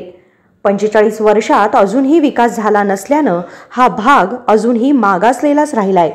इथे विकास होईल अशा आशेने आधीच एक पिढी होऊन गेली, पण त्यांचं समाधान अद्याप झालं नाही, अशी व्यथा एका त्रस्त वृद्ध महिलेने KMM मराठीशी बोलताना व्यक्त केली. ಮಜ್ಗಾಂವ್ ಉದ್ಯಮಬಾಗ ಗಜಾನನ ನಗರಕ್ಕೆ ರೋಡು ಇಲ್ಲ ಮತ್ತು ಗಟ್ರೂ ಇಲ್ಲ. ಬಂದವ್ರು ಮಾಡ್ತೇವೆ ಅನ್ನೋದ, ಹೋಟ್ ತೊಗೊಳ್ಳೋದ, ಹೋಟ್ ಹಾಕ್ರಿ ಅನ್ನೋದ. ಆಮೇಲೆ ಅದನ್ನು ರೋಡು ಮಾಡೋದಿಲ್ಲ, ಗಟ್ರೂ ಮಾಡೋದಿಲ್ಲ. ನಾವು ಆರಿಸಿ ಬಂದ್ರೆ ಮಾಡ್ತೇವೆ, ನಾವು ಮಂತ್ರಿ ಆದ್ರೆ ಮಾಡ್ತೇವೆ. ಇವರು ಮಂತ್ರಿ ಆಗವ್ರು ಯಾವಾಗ ನಾವು ಗಟ್ರ ಮತ್ತು ನಮ್ಮ ರೋಡ್ ಯಾವಾಗ ಮನ್ಯಾಗ ನೀರು ಹೊರಗೆ ಹೋಗತ್ತೇವ್ರಿ. ಮನೆ ಬಿಟ್ಟು ಪಾಳ್ಯ ತುಂಬೋದು, ಲೈಟ್ ಬಿಲ್ ತುಂಬೋದು. ಈಗ ಲೈಟ್ ಬಿಲ್ ತುಂಬಿಲ್ರಿ ಏನ್ರಿ, ಎಲ್ಲ ಬಿಟ್ಟಿಟ್ಟು ಖರ್ಚು ಮಾಡಿ ಮನೆ ಕಟ್ಟಿ ಮತ್ತು ಬಾಡಿಗೆ ಮನೆ ಸೇರೋದಾಗೈತ್ರಿ. ಹಾಂ, ಹೆಂಗಿರೋದ್ರಿ ಇಲ್ಲಿ? ಸಣ್ಣ ಮಕ್ಕಳ ಬಾಳ ಗೋಪಾಳ ಎಲ್ಲನೂ ಕಾಯ್ದೆ ಪ್ರಕಾರ ತೊಗೋತೀರಿ. ಪಾಳೆ ಪಟ್ಟಿ ಇಲ್ಲ, 1 ವರ್ಷ ಇಲ್ಲಂದ್ರೆ ದಂಡ ಮಾಡ್ತೀರಿ. ಮತ್ತು ಹೊಳ್ಳಿ ಕೂತೀಗ ನಮಗೆ ಗಟ್ರೂ ಇಲ್ಲ, ರೋಡು ಇಲ್ಲ. ಬಂದು ಇಲೆಕ್ಷನ್ ಮಾಡ್ತೀರಿ, ಬಂದು ಇನ್ಕ್ವೈರಿ ಮಾಡ್ಬೇಕ್ರಿಲ್ಲ, ಪ್ರತ್ಯಕ್ಷ ನೋಡ್ಬೇಕು, ಫೋಟೋ ಹೊಡಿಬೇಕು. ಬಂದವರೆಲ್ಲ ನಾವು ಮಂತ್ರಿ ಆಗೋಣ ಮಾಡ್ತೇನೆ, ಇವರು ಮಂತ್ರಿ ಆಗವ್ರೆ ಯಾವಾಗ, ನಾವು ನೋಡೋದು ಯಾವಾಗ ರೀ? आम्ही हे गजानन नगरमधून बोलायला लागलो आहे. प्रत्येक ठिकाणच्या सगळ्या सोयी झालेल्या आहेत. रस्ता, गटर सगळ्याकडे सोयी झाल्यात. कारण ह्या एरियाला काही होईना. प्रत्येक गोष्टीत हा वर्ग मागासच आमच्या गल्ली. तर गटर तर नाहीच नाही, परत रोड पण नाही. चिखलात जायचं यायचं कळे ना. काय लहान मुलं, लहान मोठी राहू देत, काही राहू देत, चालायचं देखील कळे ना. कसं काय मग प्रत्येक गल्लीतले रस्ते कॉन्क्रीट घातलेत किंवा काही सगळ्या सोयी झालेत. इथं काय पण नाही. हां, पाणी तर 8-10 दिवसाला एकदा. प्रत्येक गोष्टीत म्हणजे हे पाठीमागेच पडली की काय एरिया. का असं होतं आहे? हां, हे जे करतात ते की नाही, निवडणुकीच्या वेळेला तेवढंच त्यांना पुढं यायचं, नंतरला फिरकून पण कोणी बघत नाही. इथं मग इथं कशी सुधारणा होणार? कित्येक वर्ष असंच पडत राहायचं की काय? तर पुढचा काहीतरी एक मार्ग काहीतरी चांगला दाखवायचा. हां, अपेक्षा इथं गटर व्हायला पाहिजेत, रस्ते व्हायला पाहिजेत, पाण्याची व्यवस्थित सोय व्हायला पाहिजेत. 8 दिवसात तर नाही ते 10-10 दिवस रिपेरी. आम्हाला ते त्या नळाच्या पाण्याऐवजी दुसरं पाणी नसतं तर कसं राहायचं? ते पण काहीतरी पाहिजेत नाही. येथील रहिवाशांनी नगरसेवक आमदारांना वारंवार सांगूनही त्यांनी सोयीस्करपणे डोळे झाक केली आहे. आमदार, खासदार, नगरसेवक यांचं दर्शन फक्त निवडणूक जवळ आली असता होतं, अन्यथा एरवी त्यांचं दर्शन दुर्लभच. दरवेळी फक्त कोरडी आश्वासनेच, कारवाई मात्र कधीच झाली नाही. 45 वर्षामध्ये एकाही आमदाराने या भागाचा विकास केला नसल्याची तक्रार इथल्या रहिवाशांनी केली. गजानन नगरमध्ये आज आता 45 वर्ष झाले. आम्ही सुद्धा म्हातारे झालो. आमचे वडील मरून गेले ह्याच्यामध्ये राहून. आता किती वर्ष झाली तिथं लाईट आम्ही ह्याच्याकडे जाऊन आता थकलो आहे, साहेबांच्याकडे पण आणि कॉर्पोरेटरकडे पण. आणि आम्ही कॉर्पोरेटरला त्याच्या जर ग्रुपवरती आम्ही हे घातलो तर तो कॉर्पोरेटर काय म्हणते, आमच्या ग्रुपवर घालायचं नाही, पर्सनलमध्ये घालायचं. तुम्ही कुणाला सांगता त्याला सांगा जावं म्हटले परवा दिवशी पण बोलून. मग आम्ही साहेबांच्याकडे पण जाऊन आलो आहे. त्यांनी करतो म्हणले खरं ते सगळं फक्त आश्वासन आहे. म्हणून आम्ही आता हे न्यूजवरती हे करायचं म्हणून केलं आहे. त्याच्यासाठी तुम्ही जरा लक्ष घालून जरा हे करून हे केलं तर बस. ನಮ್ಮ ಗಜಾನಗರ ಇಡೀ ಮಸ್ಗಾಂವ್ ಎಲ್ಲ ಕಡೆ ಡೆವಲಪ್ ಆಗಿದೆ. ಗಜಾನಗರ ಒಟ್ಟೇ ಇಲ್ಲ. 45 ವರ್ಷ ಆಯ್ತು ಗಜಾನಗರ ತಯಾರಾಗಿ. ಇಡೀ ರಾಯನಗರ ಇದ್ದಿದ್ದಿಲ್ಲ, ಯಾವ ನಗರ ಇದ್ದಿದ್ದಿಲ್ಲ. ಪೈಲಾ ನಗರ ನಮ್ಮ ಮಸ್ಗಾಂವ್ದಾಗ ಖರೆ ಒಂದು ನೀರು ಕುಡಿಯೋಕೆ ನೀರಿಲ್ಲ, ಗಟರ್ ಇಲ್ಲ, ರೋಡ್ ಇಲ್ಲ, ಕರೆಂಟ್ ಇದ್ರೆ ಇರ್ತೈತಿ ಒಮ್ಮೆ ಇಲ್ಲ. ಹಾಂ, ಮನೆಗಳದಾಗ ನೀರು ಹೋಗತ್ತವ, ಮನೆಗಳು ಬಿದ್ದಾವ. ಖರೆ ಯಾವ ನೋಡಿಲ್ಲ ಮಣ. ಹಾಂ, ಯಾವ ನೋಡಿಲ್ಲ. ಈ ಕಡೆ ಯಾವ ಆರ್ಟ್ಸ್ ಬರ್ತಾವೋ ಮಾಡ್ತೇನೆ. ಮಗ ಆರ್ಟ್ಸ್ ಬಂದ ಮುಗಿದು ಹೋದ, ಮಾಲಿ ಹಾಕೊಂಡ ಹಡಿದ ಹೋದ. ಇದಾಗೈತೆ. ಭಾರಿ ಏನೂ ಮಾಡಿಲ್ಲ, ಯಾವ ಮಗ ಮಾಡಿಲ್ಲ, ಯಾವ ಕಾರ್ಪೊರೇಟ್ರು ಮಾಡಿಲ್ಲ, ಯಾವ ಮಗನೂ ಮಾಡಿಲ್ಲ. ಟ್ಯಾಕ್ಸ್ ತುಂಬ್ರಿ ಕುಂದ್ರಿ, ಇದಷ್ಟಾಗೈತಿ ಇಲ್ಲ ಗಜಾನಗರದಾಗ. ಬಾಕಿ ಏನೂ ಕೆಲಸ ಆಗಿಲ್ಲ. ಹುಡುಗರು ಆಜಾರಿ ಬೀಳಾಕತ್ತಾರ, ಡೆಂಗೂ ಆಗೈತೆ, ಕಾಲ್ರ ಆಗೈತೆ. ಹಾಂ, ಏನೂ ಕೆಲಸ ಇಲ್ಲ. ಒಂದು ಕುಡಿ ನೀರು ನೆಟ್ಟಿಗಿಲ್ಲ, ಒಂದು ಗಟ್ರ್ ನೆಟ್ಟಿಗಿಲ್ಲ, ಒಂದು ರೋಡ್ ನೆಟ್ಟಿಗಿಲ್ಲ, ಒಂದು ಕರೆಂಟಪ್ಪ ಅದು ಇಲ್ಲಿ ಕರೆಂಟಿಗಿಲ್ಲ. ಕಾರ್ಪೊರೇಟ್ರ್ ಆಶ್ವಾಸನೆ ಕೊಡ್ದಲ್ಲ ಮುಗಿದೋದು. MLA ಆಶ್ವಾಸನೆ ಕೊಡ್ದಲ್ಲ ಮುಗಿದೋದು. MP ಅಂತೂ ಸುರೇಶ್ ಅಂಗಡಿ ಅಂತೂ 3 ವರ್ಷ ಆರ್ಟ್ಸ್ ಬಂದು ಏನೂ ಮಾಡಲಿಲ್ಲ. ಈಗ ಅವ ಬಂದ ಜಗದೀಶ್ ಶೆಟ್ಟರ್, ಅವಂತೂ ಹೊಳೆ ನೋಡಿಲ್ಲ. ಹಾಂ, ಅವ ಅದಾನೋ ಜೀವಂತನೋ ಸತ್ತಾನೋ ಗೊತ್ತಿಲ್ಲ. ಹಾಂ, ಮತ್ತು ಇದಕ್ಕೆ ಇಲೆಕ್ಟ್ರಿಕಲ್ ಕಂಬ ಎಷ್ಟು ಯಾರು ಜಮಾತ್ ಓದೋದು ಗೊತ್ತಿಲ್ಲ. ಹಾಂ, ನಡಕ್ಕೆ ರಸ್ತೆದಾಗ ಐತಿ. ಎಷ್ಟೋ ಸಲ ಅರ್ಜಿ ಕೊಟ್ಟಿವಿ, ಎಲ್ಲ ಮಾಡಿದ್ದೀವಿ. ಹಾಂ, ಮತ್ತು ತಿರುಗಿ ಬೆಂಡ್ ಆಗೈತಿ. ಯಾವಾಗ ಬೀಳ್ತದೋ ಎಷ್ಟು ಮಂದಿ ಜೀವಾತ್ ಓದೋದು ಗೊತ್ತಿಲ್ಲ. ದಯವಿಟ್ಟು ಯಾರು ಸಂಬಂಧಪಟ್ಟವರು ಅಧಿಕಾರಿಗಳು PWD ಆಗಲಿ ಅಥವಾ ಕಾರ್ಪೊರೇಷನ್ ಆಗಲಿ ಅಥವಾ MLA फंड ಆಗಲಿ ಅಥವಾ MP फंड ಆಗಲಿ ಏನೋ ಮಾಡಿಕೊಡ್ರಪ್ಪ ನಮಗೆ. इथले नागरिक इतर शहरवासियांप्रमाणे सगळे कर वेळेत भरतात, मग त्यांच्याच बाबतीत का दुजाभाव? गजानन नगर वासियांचा सुविधांसाठी अजूनही संघर्ष सुरूच आहे. त्यांची प्रतीक्षा कधी संपणार हे येणारा काळच सांगेल. संकल्प शिंदे, KMM मराठी, बेळगाव. विद्येचे माहेरघर असणाऱ्या वनिता विद्यालयाच्या प्रवेशद्वाराजवळच कचऱ्याचा ढीग पसरलाय, त्यामुळे शाळकरी मुलांच्या आरोग्यास धोका पोहोचतोय. शहरातील वनिता विद्यालय परिसर दुर्गंधीने भरून गेला आहे. विद्येचे माहेरघर असलेल्या वनिता विद्यालयाच्या प्रवेशद्वारासमोरच कचऱ्याचा ढीग साचलाय. इथेच शाळेत मुलांना सोडण्या नेण्यासाठी ऑटो रिक्षा पार्क केलेल्या असतात. या समस्येसंबंधी वनिता विद्यालयाच्या शिक्षिका सुनीता तोरगल यांनी आमच्या KMM मराठीशी संवाद साधला. नमस्ते, मी वनिता विद्यालय हायस्कूल कन्नड व मराठी माध्यम बेळगाव या ठिकाणी सहशिक्षिका म्हणून कार्यरत आहे. आमच्या शाळेच्या आवारात पावसाळ्यामध्ये ड्रेनेजचे पाणी मोठ्या प्रमाणात साचले जात आहे. यामुळे विद्यार्थी वर्गांना येण्या जाण्यासाठी खूपच गैरसोय होत आहे. त्यामुळे डासांचा प्रादुर्भाव वाढला आहे. अनेक प्रकारचे आजार पसरण्याचा संभव निर्माण झाला आहे. याच पाण्यातून शिक्षकवृंद व विद्यार्थ्यांना ये-जा करावी लागत आहे. त्यामुळे खूपच समस्यांना आम्ही सामोरे जात आहोत.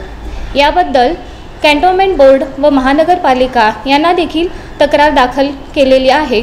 वेळीच याबद्दल दखल घेतली जावी अशी आम्हा सर्व शिक्षकवृंद व आपल्या शाळेच्या प्रिन्सिपल मॅडमच्या वतीने आम्ही नम्र विनंती करत आहोत.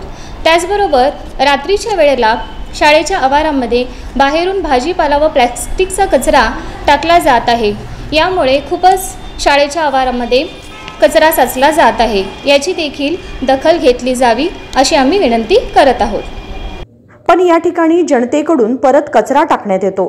जनतेनेही आपली सामाजिक जबाबदारी पाळायला हवी. शिवाय या ठिकाणी कचरा टाकण्यास मनाई असे सूचना फलक CCTV लावणे गरजेचे आहे, जेणेकरून निदान दंडात्मक कारवाईच्या भीतीने तरी लोक इथे कचरा टाकण्यास कचरतील. संकल्प शिंदे, KMM मराठी, बेळगाव. बातमीपत्रामध्ये वेळ झाली एक छोट्याशा विरामाची. कुठे जाऊ नका, पाहत रहा KMM मराठी. दुल्हन का सिंगार, खूबसूरती की बहार, परंपरा और नयापन का अनोखा मिलाप, bridal collection.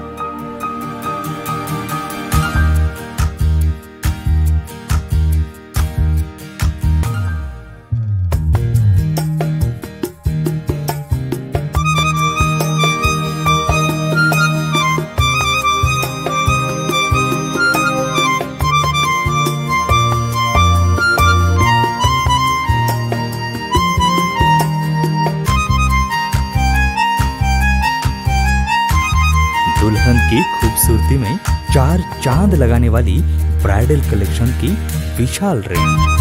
अमरकॉन collection, Adarsha dress circle, Khade Bazar, Belgaum. Aradhana sari dress materials, Maruti Galli, Belgaum. अब शादी हो या कोई भी त्योहार की बात, परंपराओं को मिलेगा नएपन का साथ. दिल खुश करने वाली कपड़ों की दुनिया.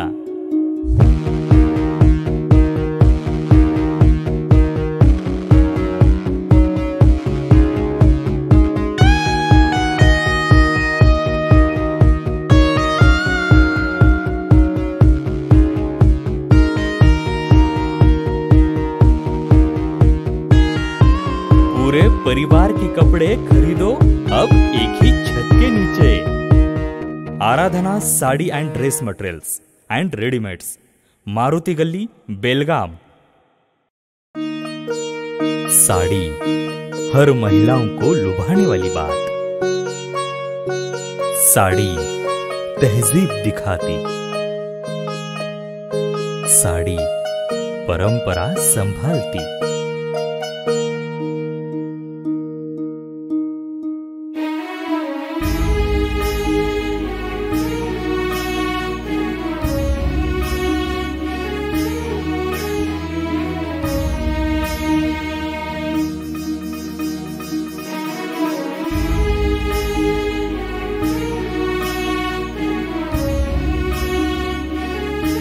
महिलाओं को खूबसूरती और निखारने वाली एक से बढ़कर एक साड़ियों का खजाना.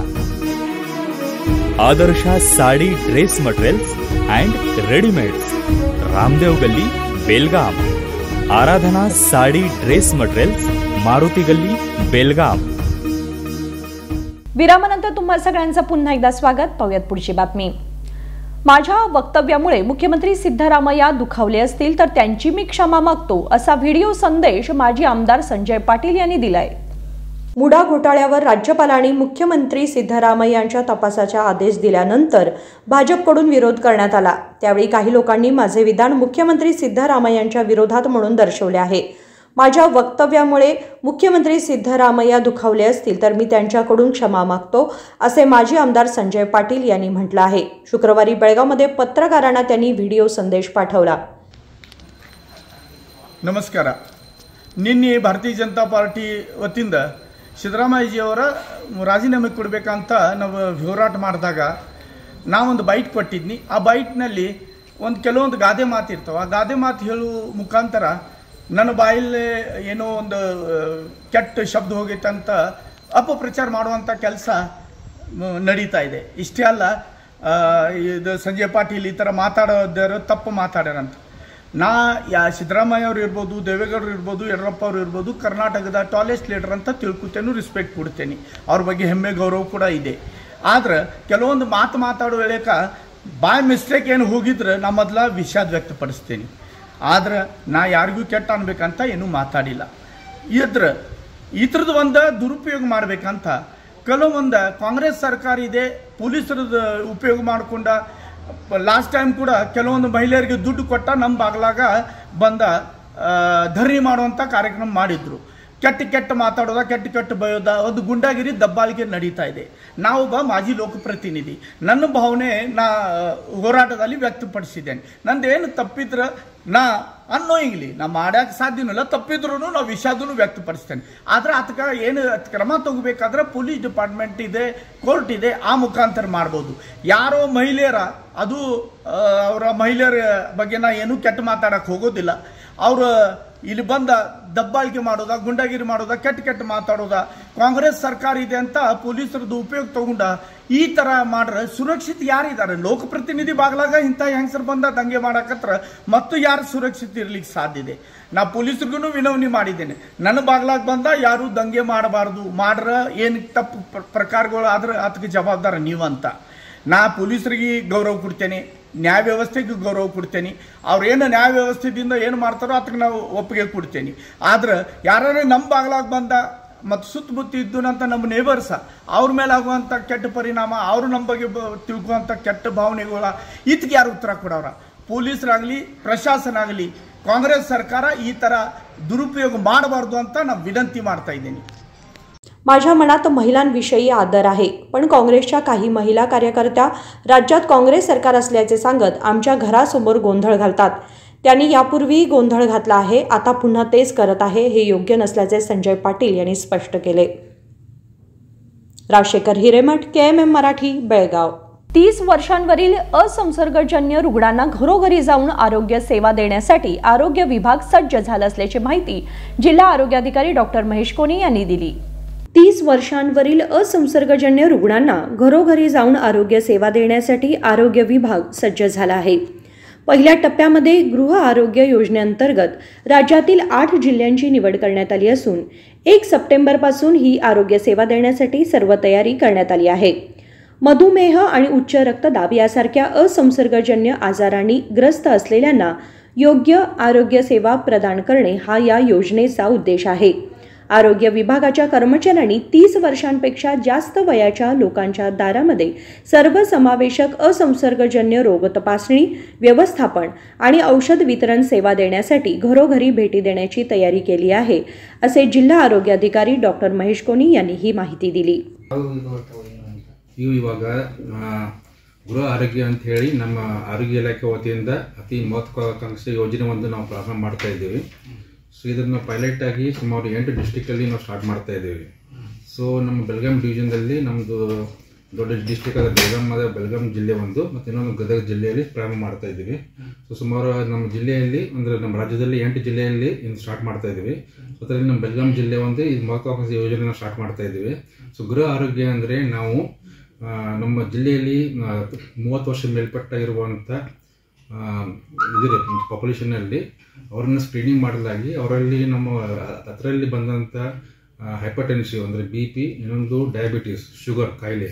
ಸೊ ಇಂಥ ಪೇಷಂಟನ್ನು ನಾವು ಗುರುತಿಸಿ ಸ್ಕ್ರೀನಿಂಗ್ ಮಾಡಿ ಆಮೇಲೆ ಅದನ್ನು ಡಿಸೀಸನ್ನು ಡಯಾಗ್ನೋಸ್ ಮಾಡಿ ಅಂಥವರಿಗೆ ನಾವು ಬೇಕಾದಂಥ ಔಷಧಿ ಏನಿರೋದಿಲ್ಲ, ಸೊ ನಮ್ಮದು ಗೌರ್ಮೆಂಟ್ ಪ್ರೋಟೋಕಾಲ್ ಟ್ರೀಟ್ಮೆಂಟ್ ಏನಿದೆಯಲ್ಲ ಆ ಟ್ರೀಟ್ಮೆಂಟನ್ನು ಹಾಕಿ ಸೊ ಕನಿಷ್ಠ 3 ತಿಂಗಳವರೆಗೆ ನಾವು ಅವ್ರಿಗೆ ಮನೆ ನೋಟ ಅವರಿಗೆ ಮನೆಗೆ ಹೋಗಿ ಚೆಕ್ ಮಾಡಿಬಿಟ್ಟು ಸ್ಕ್ರೀನ್ ಮಾಡಿಬಿಟ್ಟು ಅವ್ರಿಗೆ ಟ್ರೀಟ್ಮೆಂಟ್ ಕೊಡುವಂಥ ವ್ಯವಸ್ಥೆ ಮಾಡ್ತಾ ಇದ್ದೀವಿ ಸರ್ ನಾವು.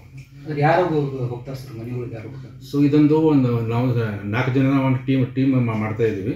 ಸೊ ಫೀಲ್ಡ್ ಲೆವೆಲಲ್ಲಿ ಒಬ್ಬರು ಆಶಾ ಕಾರ್ಯಕರ್ತರು, ಇನ್ನೊಂದು ನಮ್ಮ PHCO ಅಂತ ಏನು ಹೇಳ್ತೀವಲ್ಲ, ಮುಂಚೆ ANM ಅಂತ ಹೇಳ್ತಾ ಇದ್ವಲ್ಲ, PHCO primary health care officer ಅವರೊಬ್ಬರು ಇರ್ತಾರೆ.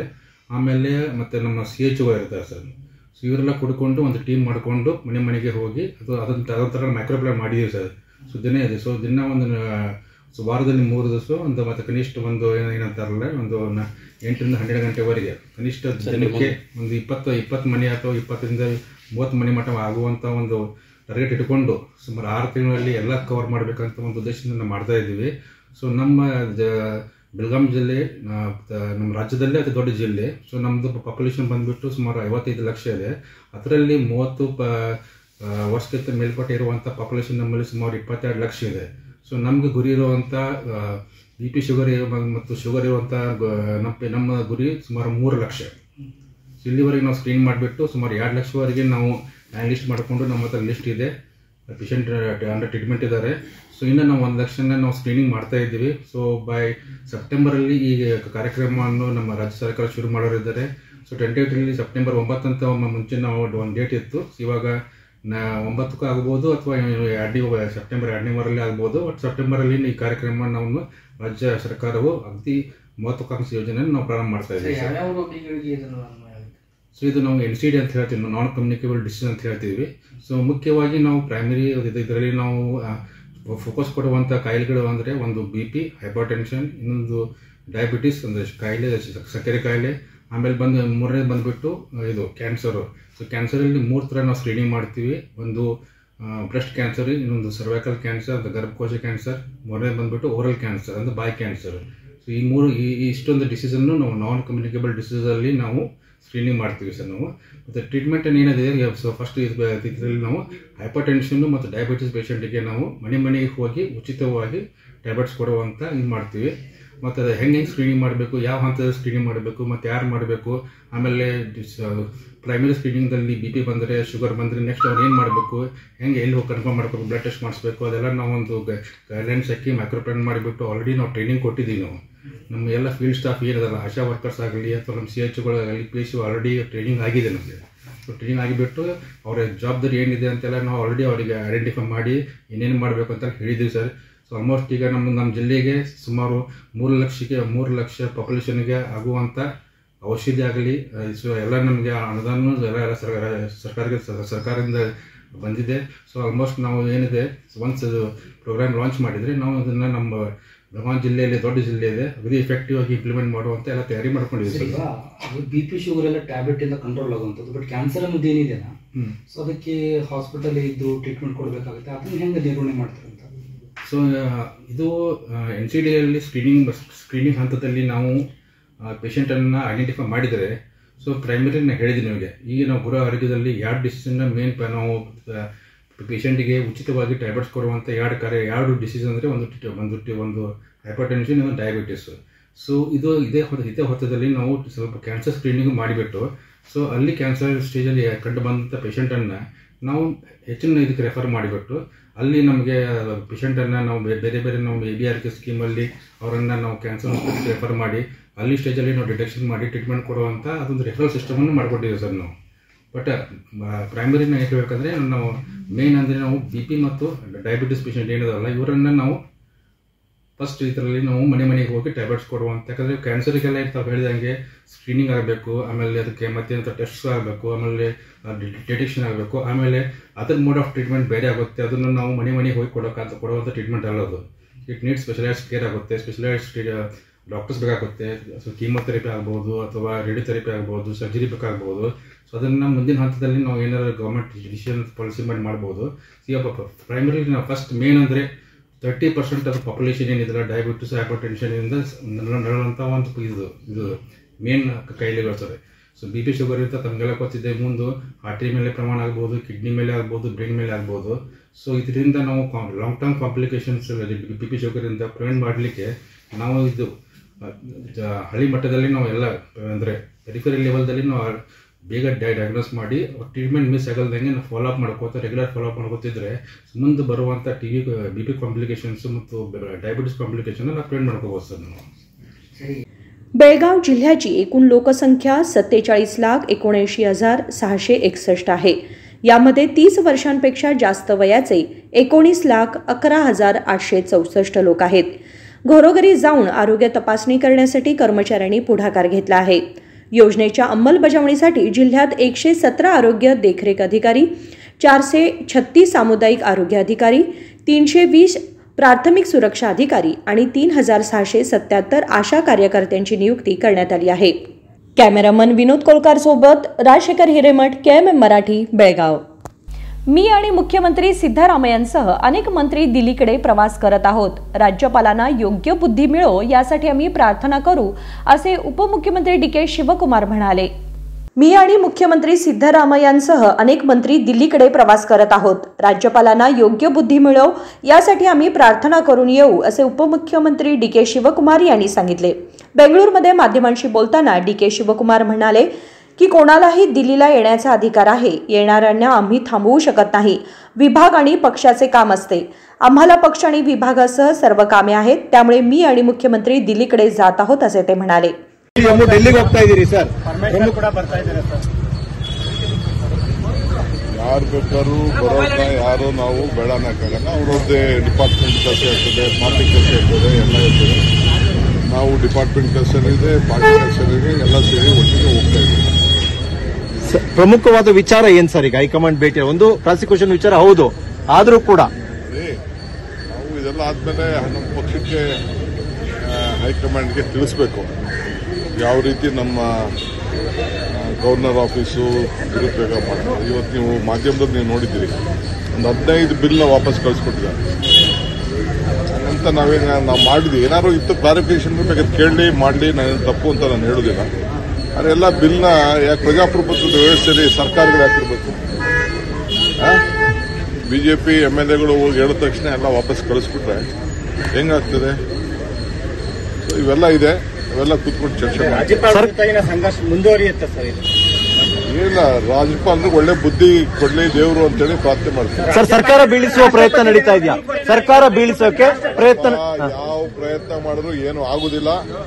ನಾವು ಸುಮ್ಮನೆ ಕೂತ್ಕೊಳ್ಳೋದಿಲ್ಲ, ನಮ್ಮ ಕೆಲಸ ನಾವು ಮಾಡ್ತೀವಿ. ಸರ್, ಜಿಂದಾಲ್ಗೂ ನೀವು ಕೂಡ ನೋಡ್ರಿ, ಜಿಂದಾಲು ನಮಗೆ ಇಂಡಸ್ಟ್ರೀಸ್ ಬರಬೇಕು, ಕೈಗಾರಿಕೆಗೆ ಉತ್ತೇಜನ ಕೊಡಬೇಕು. ಕರ್ನಾಟಕ ರಾಜ್ಯದಲ್ಲಿ ಏನು ಪಾಲಿಸಿ ಇದೆ ಆ ಪಾಲಿಸಿ ಪ್ರಕಾರ ನಾವು ಮಾಡಿದ್ದೀವಿ. ಸರ್ಕಾರ ಈಗೇನು ನಾವು ಹೊಸದಾಗೇನು ಕೊಟ್ಟಿಲ್ಲ, ಮೊದಲು ಕೊಟ್ಟಿದ್ದನ್ನ ರಾಟಿಫೈ ಮಾಡಿ ಅವ್ರಿಗೆ ಶೇರ್ ಡೀಡ್ ಮಾಡಿಕೊಟ್ಟಿದ್ವಿ. ಸಾವಿರಾರು ಜನ, ಲಕ್ಷಾಂತರ ಜನ ಇಂಡಸ್ಟ್ರೀಸ್ಗೆ ಏನು ಒಂದು ಇದನ್ನು ಮಾಡಿಕೊಟ್ಟಿದ್ದೀವಿ, ಅದನ್ನೇ ನಾವು ಮಾಡಿರೋದು. BJP ಅವರು ಏನು ಮಾಡಿದ್ದಾರೆ ಅದನ್ನೇ ನಾವು ರಾಟಿಫೈ ಮಾಡಿದ್ವಿ. राज्यपालांना देव योग्य बुद्धी देव यासाठी मी प्रार्थना करत आहे. सरकार पाडण्यासाठी कोणताही प्रयत्न असला तरी ते होणार नाही. आम्ही शांत बसणार नाही. आम्ही आमचे काम करत राहू, असे DK शिवकुमार यांनी स्पष्टपणे सांगितले. राजशेखर हिरेमठ, KMM मराठी, बेळगाव. जनतेच्या सोयीसाठी स्मार्ट सिटी लिमिटेड तर्फे पब्लिक बाईक शेअरिंग हा उपक्रम राबवण्यात आला, पण येथील इलेक्ट्रिक बाईक्स आणि सायकल्स धूळ खात पडलेत. जनतेच्या सोयीसाठी बेळगाव स्मार्ट सिटी लिमिटेडतर्फे पब्लिक बाईक शेअरिंग हा उपक्रम राबवण्यात आला आहे. बेळगावमधील मुख्य ठिकाणी सायकल स्टँड उभे करण्यातही आले. या ठिकाणी इलेक्ट्रिक बाईक आणि सायकल्स उपलब्ध आहेत, पण इथे स्मार्ट सिटी अधिकाऱ्यांचे दुर्लक्ष झाल्याचे दिसून येते. कारण हे इलेक्ट्रिकल बाईक्स किंवा सायकल कशा पद्धतीने याचा वापर करावा याचे सूचना फलक नाही किंवा जनतेला समजावून सांगण्यास कोणी उपस्थित नाही. त्यामुळे हे सायकल्स धूळ खात पडलेत. त्यातच आता पावसाळा सुरू असल्याने या सायकलींना गंज चढला आहे. शिवाय इलेक्ट्रॉनिक उपकरणे निकामी झालेत. अशी कितीतरी स्मार्ट सिटीच्या अंतर्गत राबवण्यात आलेले उपक्रम, ज्यामध्ये smart shelter, smart road, toilets, smart water purifiers या सगळ्यांची दुरावस्था झाली आहे. याकडे त्वरित स्मार्ट सिटी अधिकाऱ्यांनी लक्ष देणे गरजेचे आहे. जर असे झाले नाही तर स्मार्ट सिटी प्रकल्प हा बिग फेल प्रोजेक्ट म्हणून समजला जाईल. संकल्प शिंदे, KMM मराठी, बेळगाव.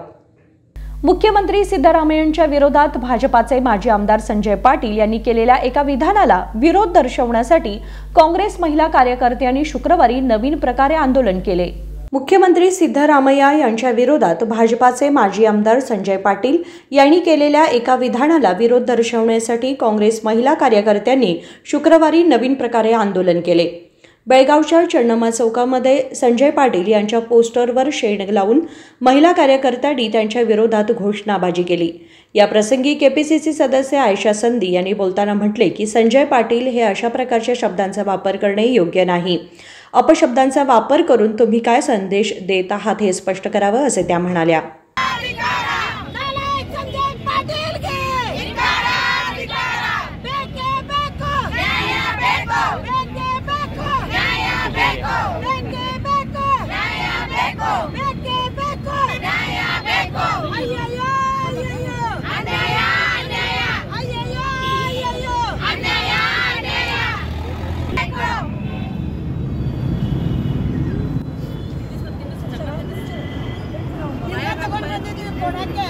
ಅದರ ರುಚಿ ನಿಮಗೆ ಗೊತ್ತಾಗ್ಲಿ, ನೀವು ತಿಂದು ವಾಂತಿ ಮಾಡಲಿ, ಆಮೇಲೆ ನಮ್ಮ ಚೀಫ್ ಮಿನಿಸ್ಟರ್ ಅವ್ರಿಗೆ ಹೇಳಾಕಿರಿ.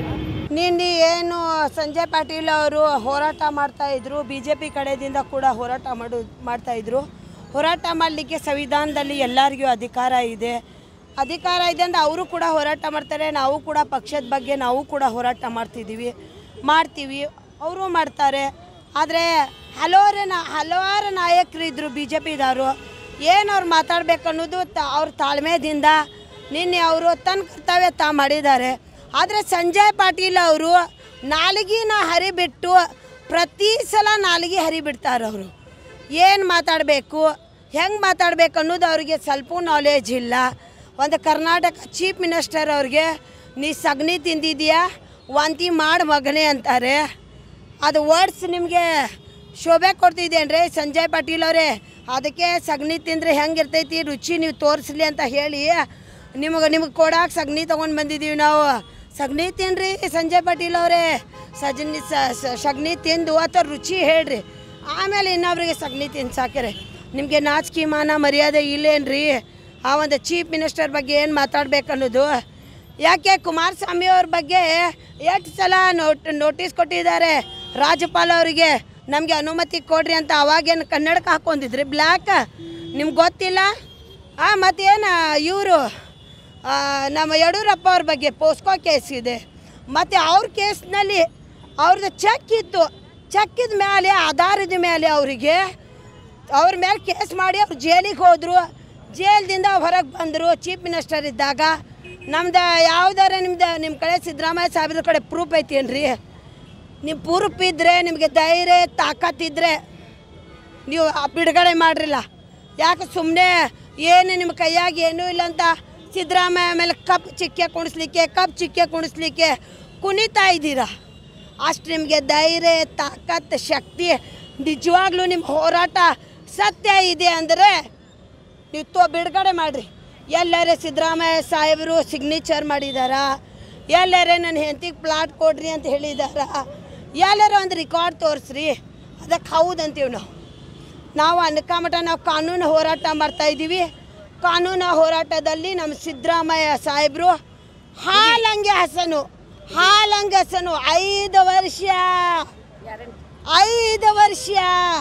5 ವರ್ಷ ಮುಖ್ಯಮಂತ್ರಿ ಸಿದ್ದರಾಮಯ್ಯ ಸಾಹೇಬರು. ಯಾರು ಬಂದ್ರೆ ಅದಕ್ಕೆ ಚೇಂಜ್ ಮಾಡ್ಲಿಕ್ಕೆ ಆಗಂಗಿಲ್ಲ. ಕನಸನ್ನು ಕಾಣಬೇಡ್ರಿ. ನಿಮ್ಗೆ ಒಳ್ಳೆ ಉತ್ತರ ಕೊಡ್ತೀವಿ. 29ಕ್ಕೆ ಒಳ್ಳೆ ಉತ್ತರ ಕೊಡ್ತೀವಿ.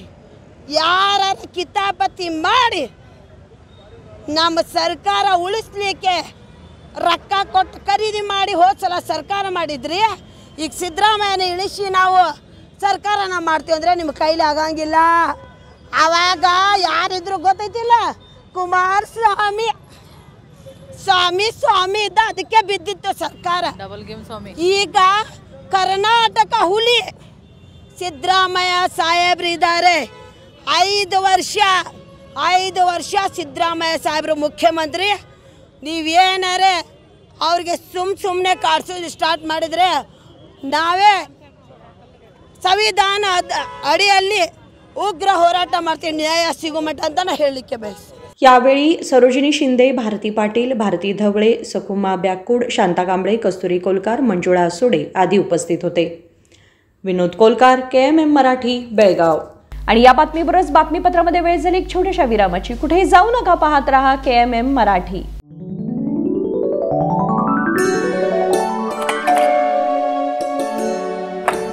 हाय, व्हाट अ प्रेजेंट सरप्राइज. कौन है? अरे वो मेरी फ्रेंड आरती है. तेरी शादी तो अटेंड नहीं कर पाई, लेकिन सोचा मिल लूं। वैसे जीत कहाँ है? वो अंदर है, बैठो ना। वाओ जया, बहुत सुंदर लग रहा है। वैसे सच कहूं, तुम्हारी पर्सनालिटी पे जज रहा है। आखिर चॉइस किसकी है? थैंक्स। अच्छा, तो कर्टन्स की तारीफ कर रही हो? अमरकॉन कर्टन एंड फर्निशिंग। यहाँ है नए लुक, कलर और स्ट्रक्चर के बेहतरीन कर्टन फर्निशिंग की वैरायटी, जो आपके घर और ऑफिस की शान बढ़ाए। अमरकॉन कर्टन एंड फर्निशिंग, खड़े बाजार, बेलगावी।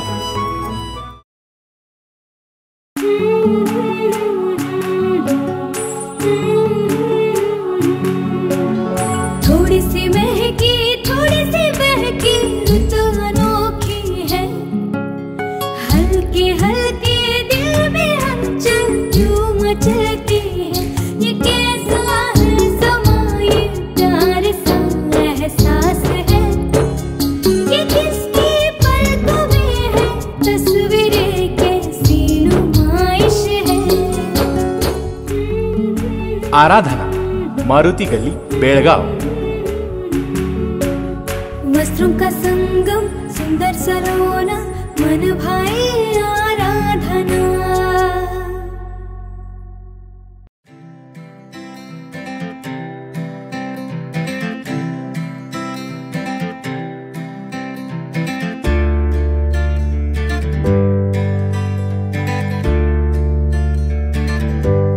विरामानंतर तुम्हा सगळ्यांचं पुन्हा एकदा स्वागत। पाहूयात पुढची बातमी।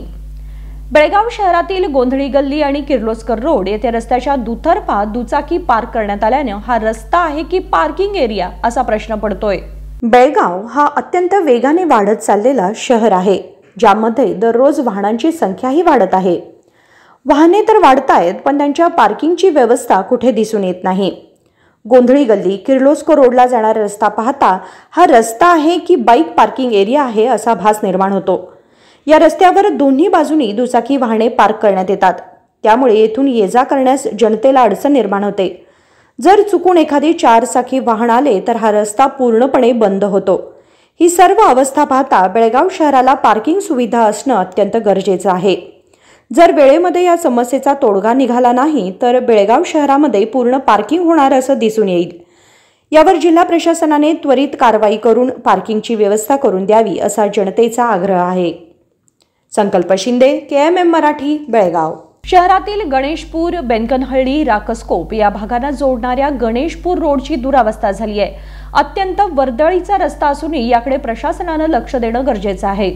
बेळगाव ते गणेशपूर, बेनकनहळ्ळी, राकसकोप या भागांना जोडणारा रस्ता म्हणजेच हा गणेशपूर रोड, जेथून शाळकरी मुले आणि बेळगावला कामानिमित्त ये जा करणाऱ्या जनतेची संख्याही मोठी आहे। येथून बस सेवाही अधिक आहेत, पण या रस्त्याची अवस्था बघता येथे कधीही काही अनुचित घटना घडू शकते असं दिसून येते। कित्येक वर्षे उलटली, अनेकदा जनतेकडून मागणी करण्यात येऊनही या रस्त्याचे योग्य पद्धतीने नियोजन करण्यात आलेलं नाही। त्यातच या ठिकाणी बिस्किट महादेव हे प्रसिद्ध देवस्थान आहे। दररोज भक्त इथे दर्शनासाठी येतात, पण त्यांनाही या रस्त्यामुळे आणि इकडच्या खड्ड्यांमुळे असुविधा निर्माण होत आहे। तसेच शाळेहून मुलांना घेऊन जाण्यासाठी ऑटो पार्क केलेले असतात, त्यामुळे या रस्त्याची अजूनच दुर्दशा झाली आहे। यावेळी योग्य अशी कारवाई करून रस्ता दुरुस्ती व खड्डा बुजवण्याची मागणी जनतेतून होत आहे। संकल्प शिंदे, KMM मराठी, बेळगाव। सार्वजनिक शिक्षण विभागाच्या वतीने इदलहोंड येथील मराठी शाळेमध्ये 21 ऑगस्ट 2024 रोजी आयोजित खानापूर तालुका क्रीडा स्पर्धेमध्ये होली क्रॉस बीडी शाळेतील रुद्रप्पा मुरगोड या विद्यार्थ्याचा कुस्ती करताना हात मोडल्याची घटना घडली आहे। संबंधित अधिकाऱ्यांच्या निष्काळजीपणामुळे ही घटना घडली आहे। आदरणीय शिक्षकांकडून एक विनंती करण्यात आली आहे। सार्वजनिक शिक्षण विभागाच्या वतीने इदलहोंड येथील मराठी शाळेत 21 ऑगस्ट 2024 रोजी आयोजित खानापूर तालुका क्रीडा स्पर्धेमध्ये होली क्रॉस बीडी शाळेतील रुद्रप्पा मुरगौडा या विद्यार्थ्याचा कुस्ती करताना हात मोडल्याची घटना घडली आहे। अधिकारी, शिक्षण क्षेत्राधिकारी, शारीरिक शिक्षकांच्या दुर्लक्षामुळे ही घटना घडली आहे। विद्यार्थ्याला पुढील उपचारासाठी खासगी रुग्णालयात दाखल करण्यात आलं आहे। या क्रीडा स्पर्धेमध्ये कोणत्याही प्रकारची रुग्णवाहिका व्यवस्था नसल्यामुळे तसेच जखमी विद्यार्थ्याची रुग्णालयात नोंद असतानाही कोणत्याही प्रकारची कोणत्याही अधिकाऱ्यांनी तपासणी केली नसल्यामुळे कोणत्याही प्रकारच्या प्राथमिक उपचाराशिवाय या क्रीडा स्पर्धेचे आयोजन करण्यात आले होते। याकडे अधिकाऱ्यांचे साफ दुर्लक्ष दिसत असून पालकांमधून अधिकाऱ्यांच्या विरोधात संताप व्यक्त केला जात आहे। या घटनेने जनतेमध्ये चिंतेचे वातावरण आहे।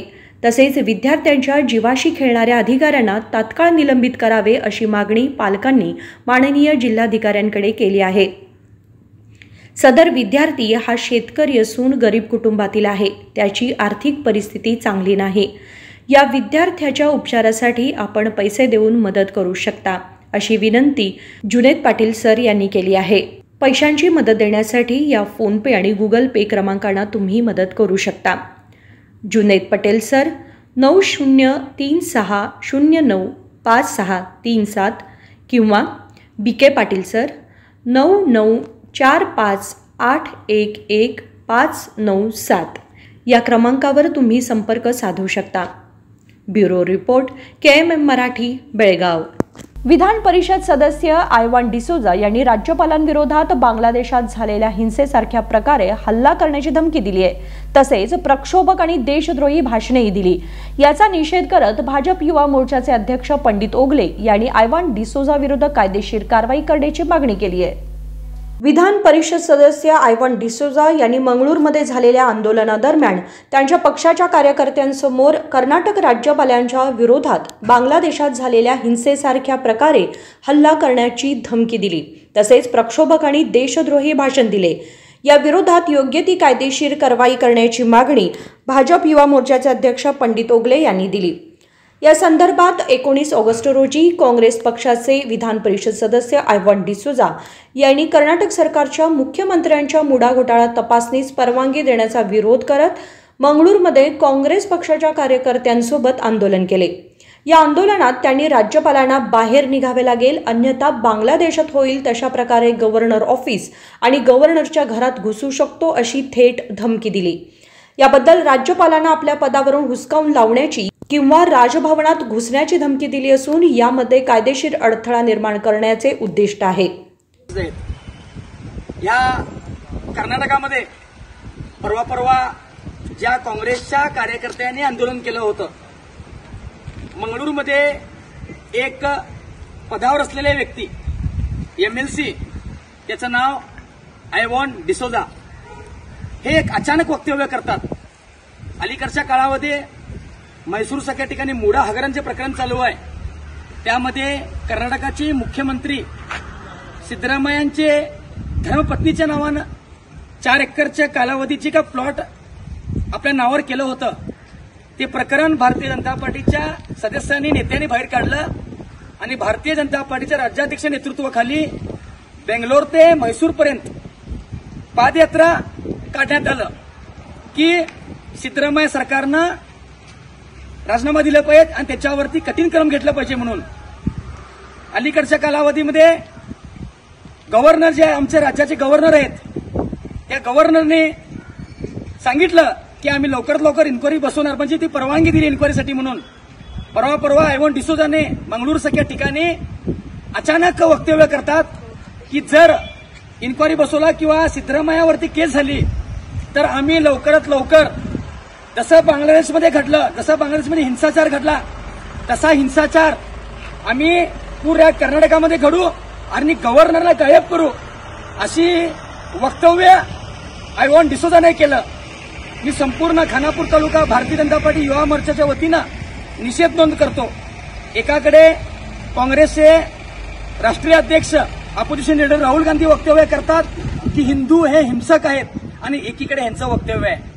म्हणजे मला सांगायचं आहे की आयवान डिसोजा तुमची जात ख्रिश्चन समाज आहे, त्या ख्रिस्ती समाजावर सुद्धा बांगलादेशमध्ये अत्याचार झालेला आहे, हे विसरून चालणार नाही। तर त्यासाठी भाजपच्या पूर्ण युवा मोर्चाच्या वतीनं आम्ही PI कडे तक्रार नोंदवणार की त्याच्यावर कठीण क्रम घ्यावा आयवान डिसोजावरती आणि त्याची MLC रद्द व्हावं ही भारतीय जनता पार्टी युवा मोर्चाच्या वतीनं मागणी आहे। आयवान डिसूजा यांनी कर्नाटक राज्यपालांविरोधात देशद्रोहाची भाषणे दिली. राजभवनावर बांगलादेशात झालेल्या हिंसेप्रमाणे हल्ला करण्याची धमकी दिली आणि कार्यकर्त्यांना प्रक्षोभक भाषणे दिली. पोलीस ठाण्यामध्ये गुन्हा दाखल करून योग्य ती कायदेशीर कारवाई करण्याचे निर्देश देण्याची मागणी केली आहे. Bureau report KMM Marathi, Khanapur. पुन्हा एकदा एक नजर टाकूयात आजच्या ठळक घडामोडींवर.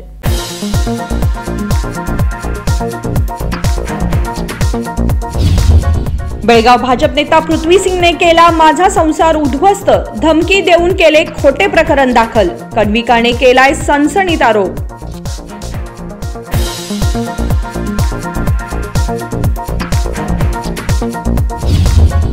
विश्व हिंदू परिषद स्थापनेला झाली 60 वर्षे पूर्ण. बेळगाव शाखा कार्यालयात 24 ऑगस्ट ते 4 सप्टेंबर पर्यंत धार्मिक कार्यक्रम.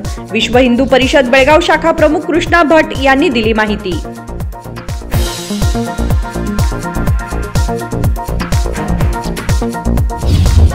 बेळगाव दक्षिण आमदार अभय पाटील यांच्यावर बेकायदा संपत्ती व भूसंपादनाचा आरोप. खादरवाडी येथील जमीन त्यांच्या निकटवर्तीयांच्या नावावर. न्यायासाठी भूमी गमावलेल्या शेतकऱ्यांनी घेतली पोलीस आयुक्त कार्यालयात धाव.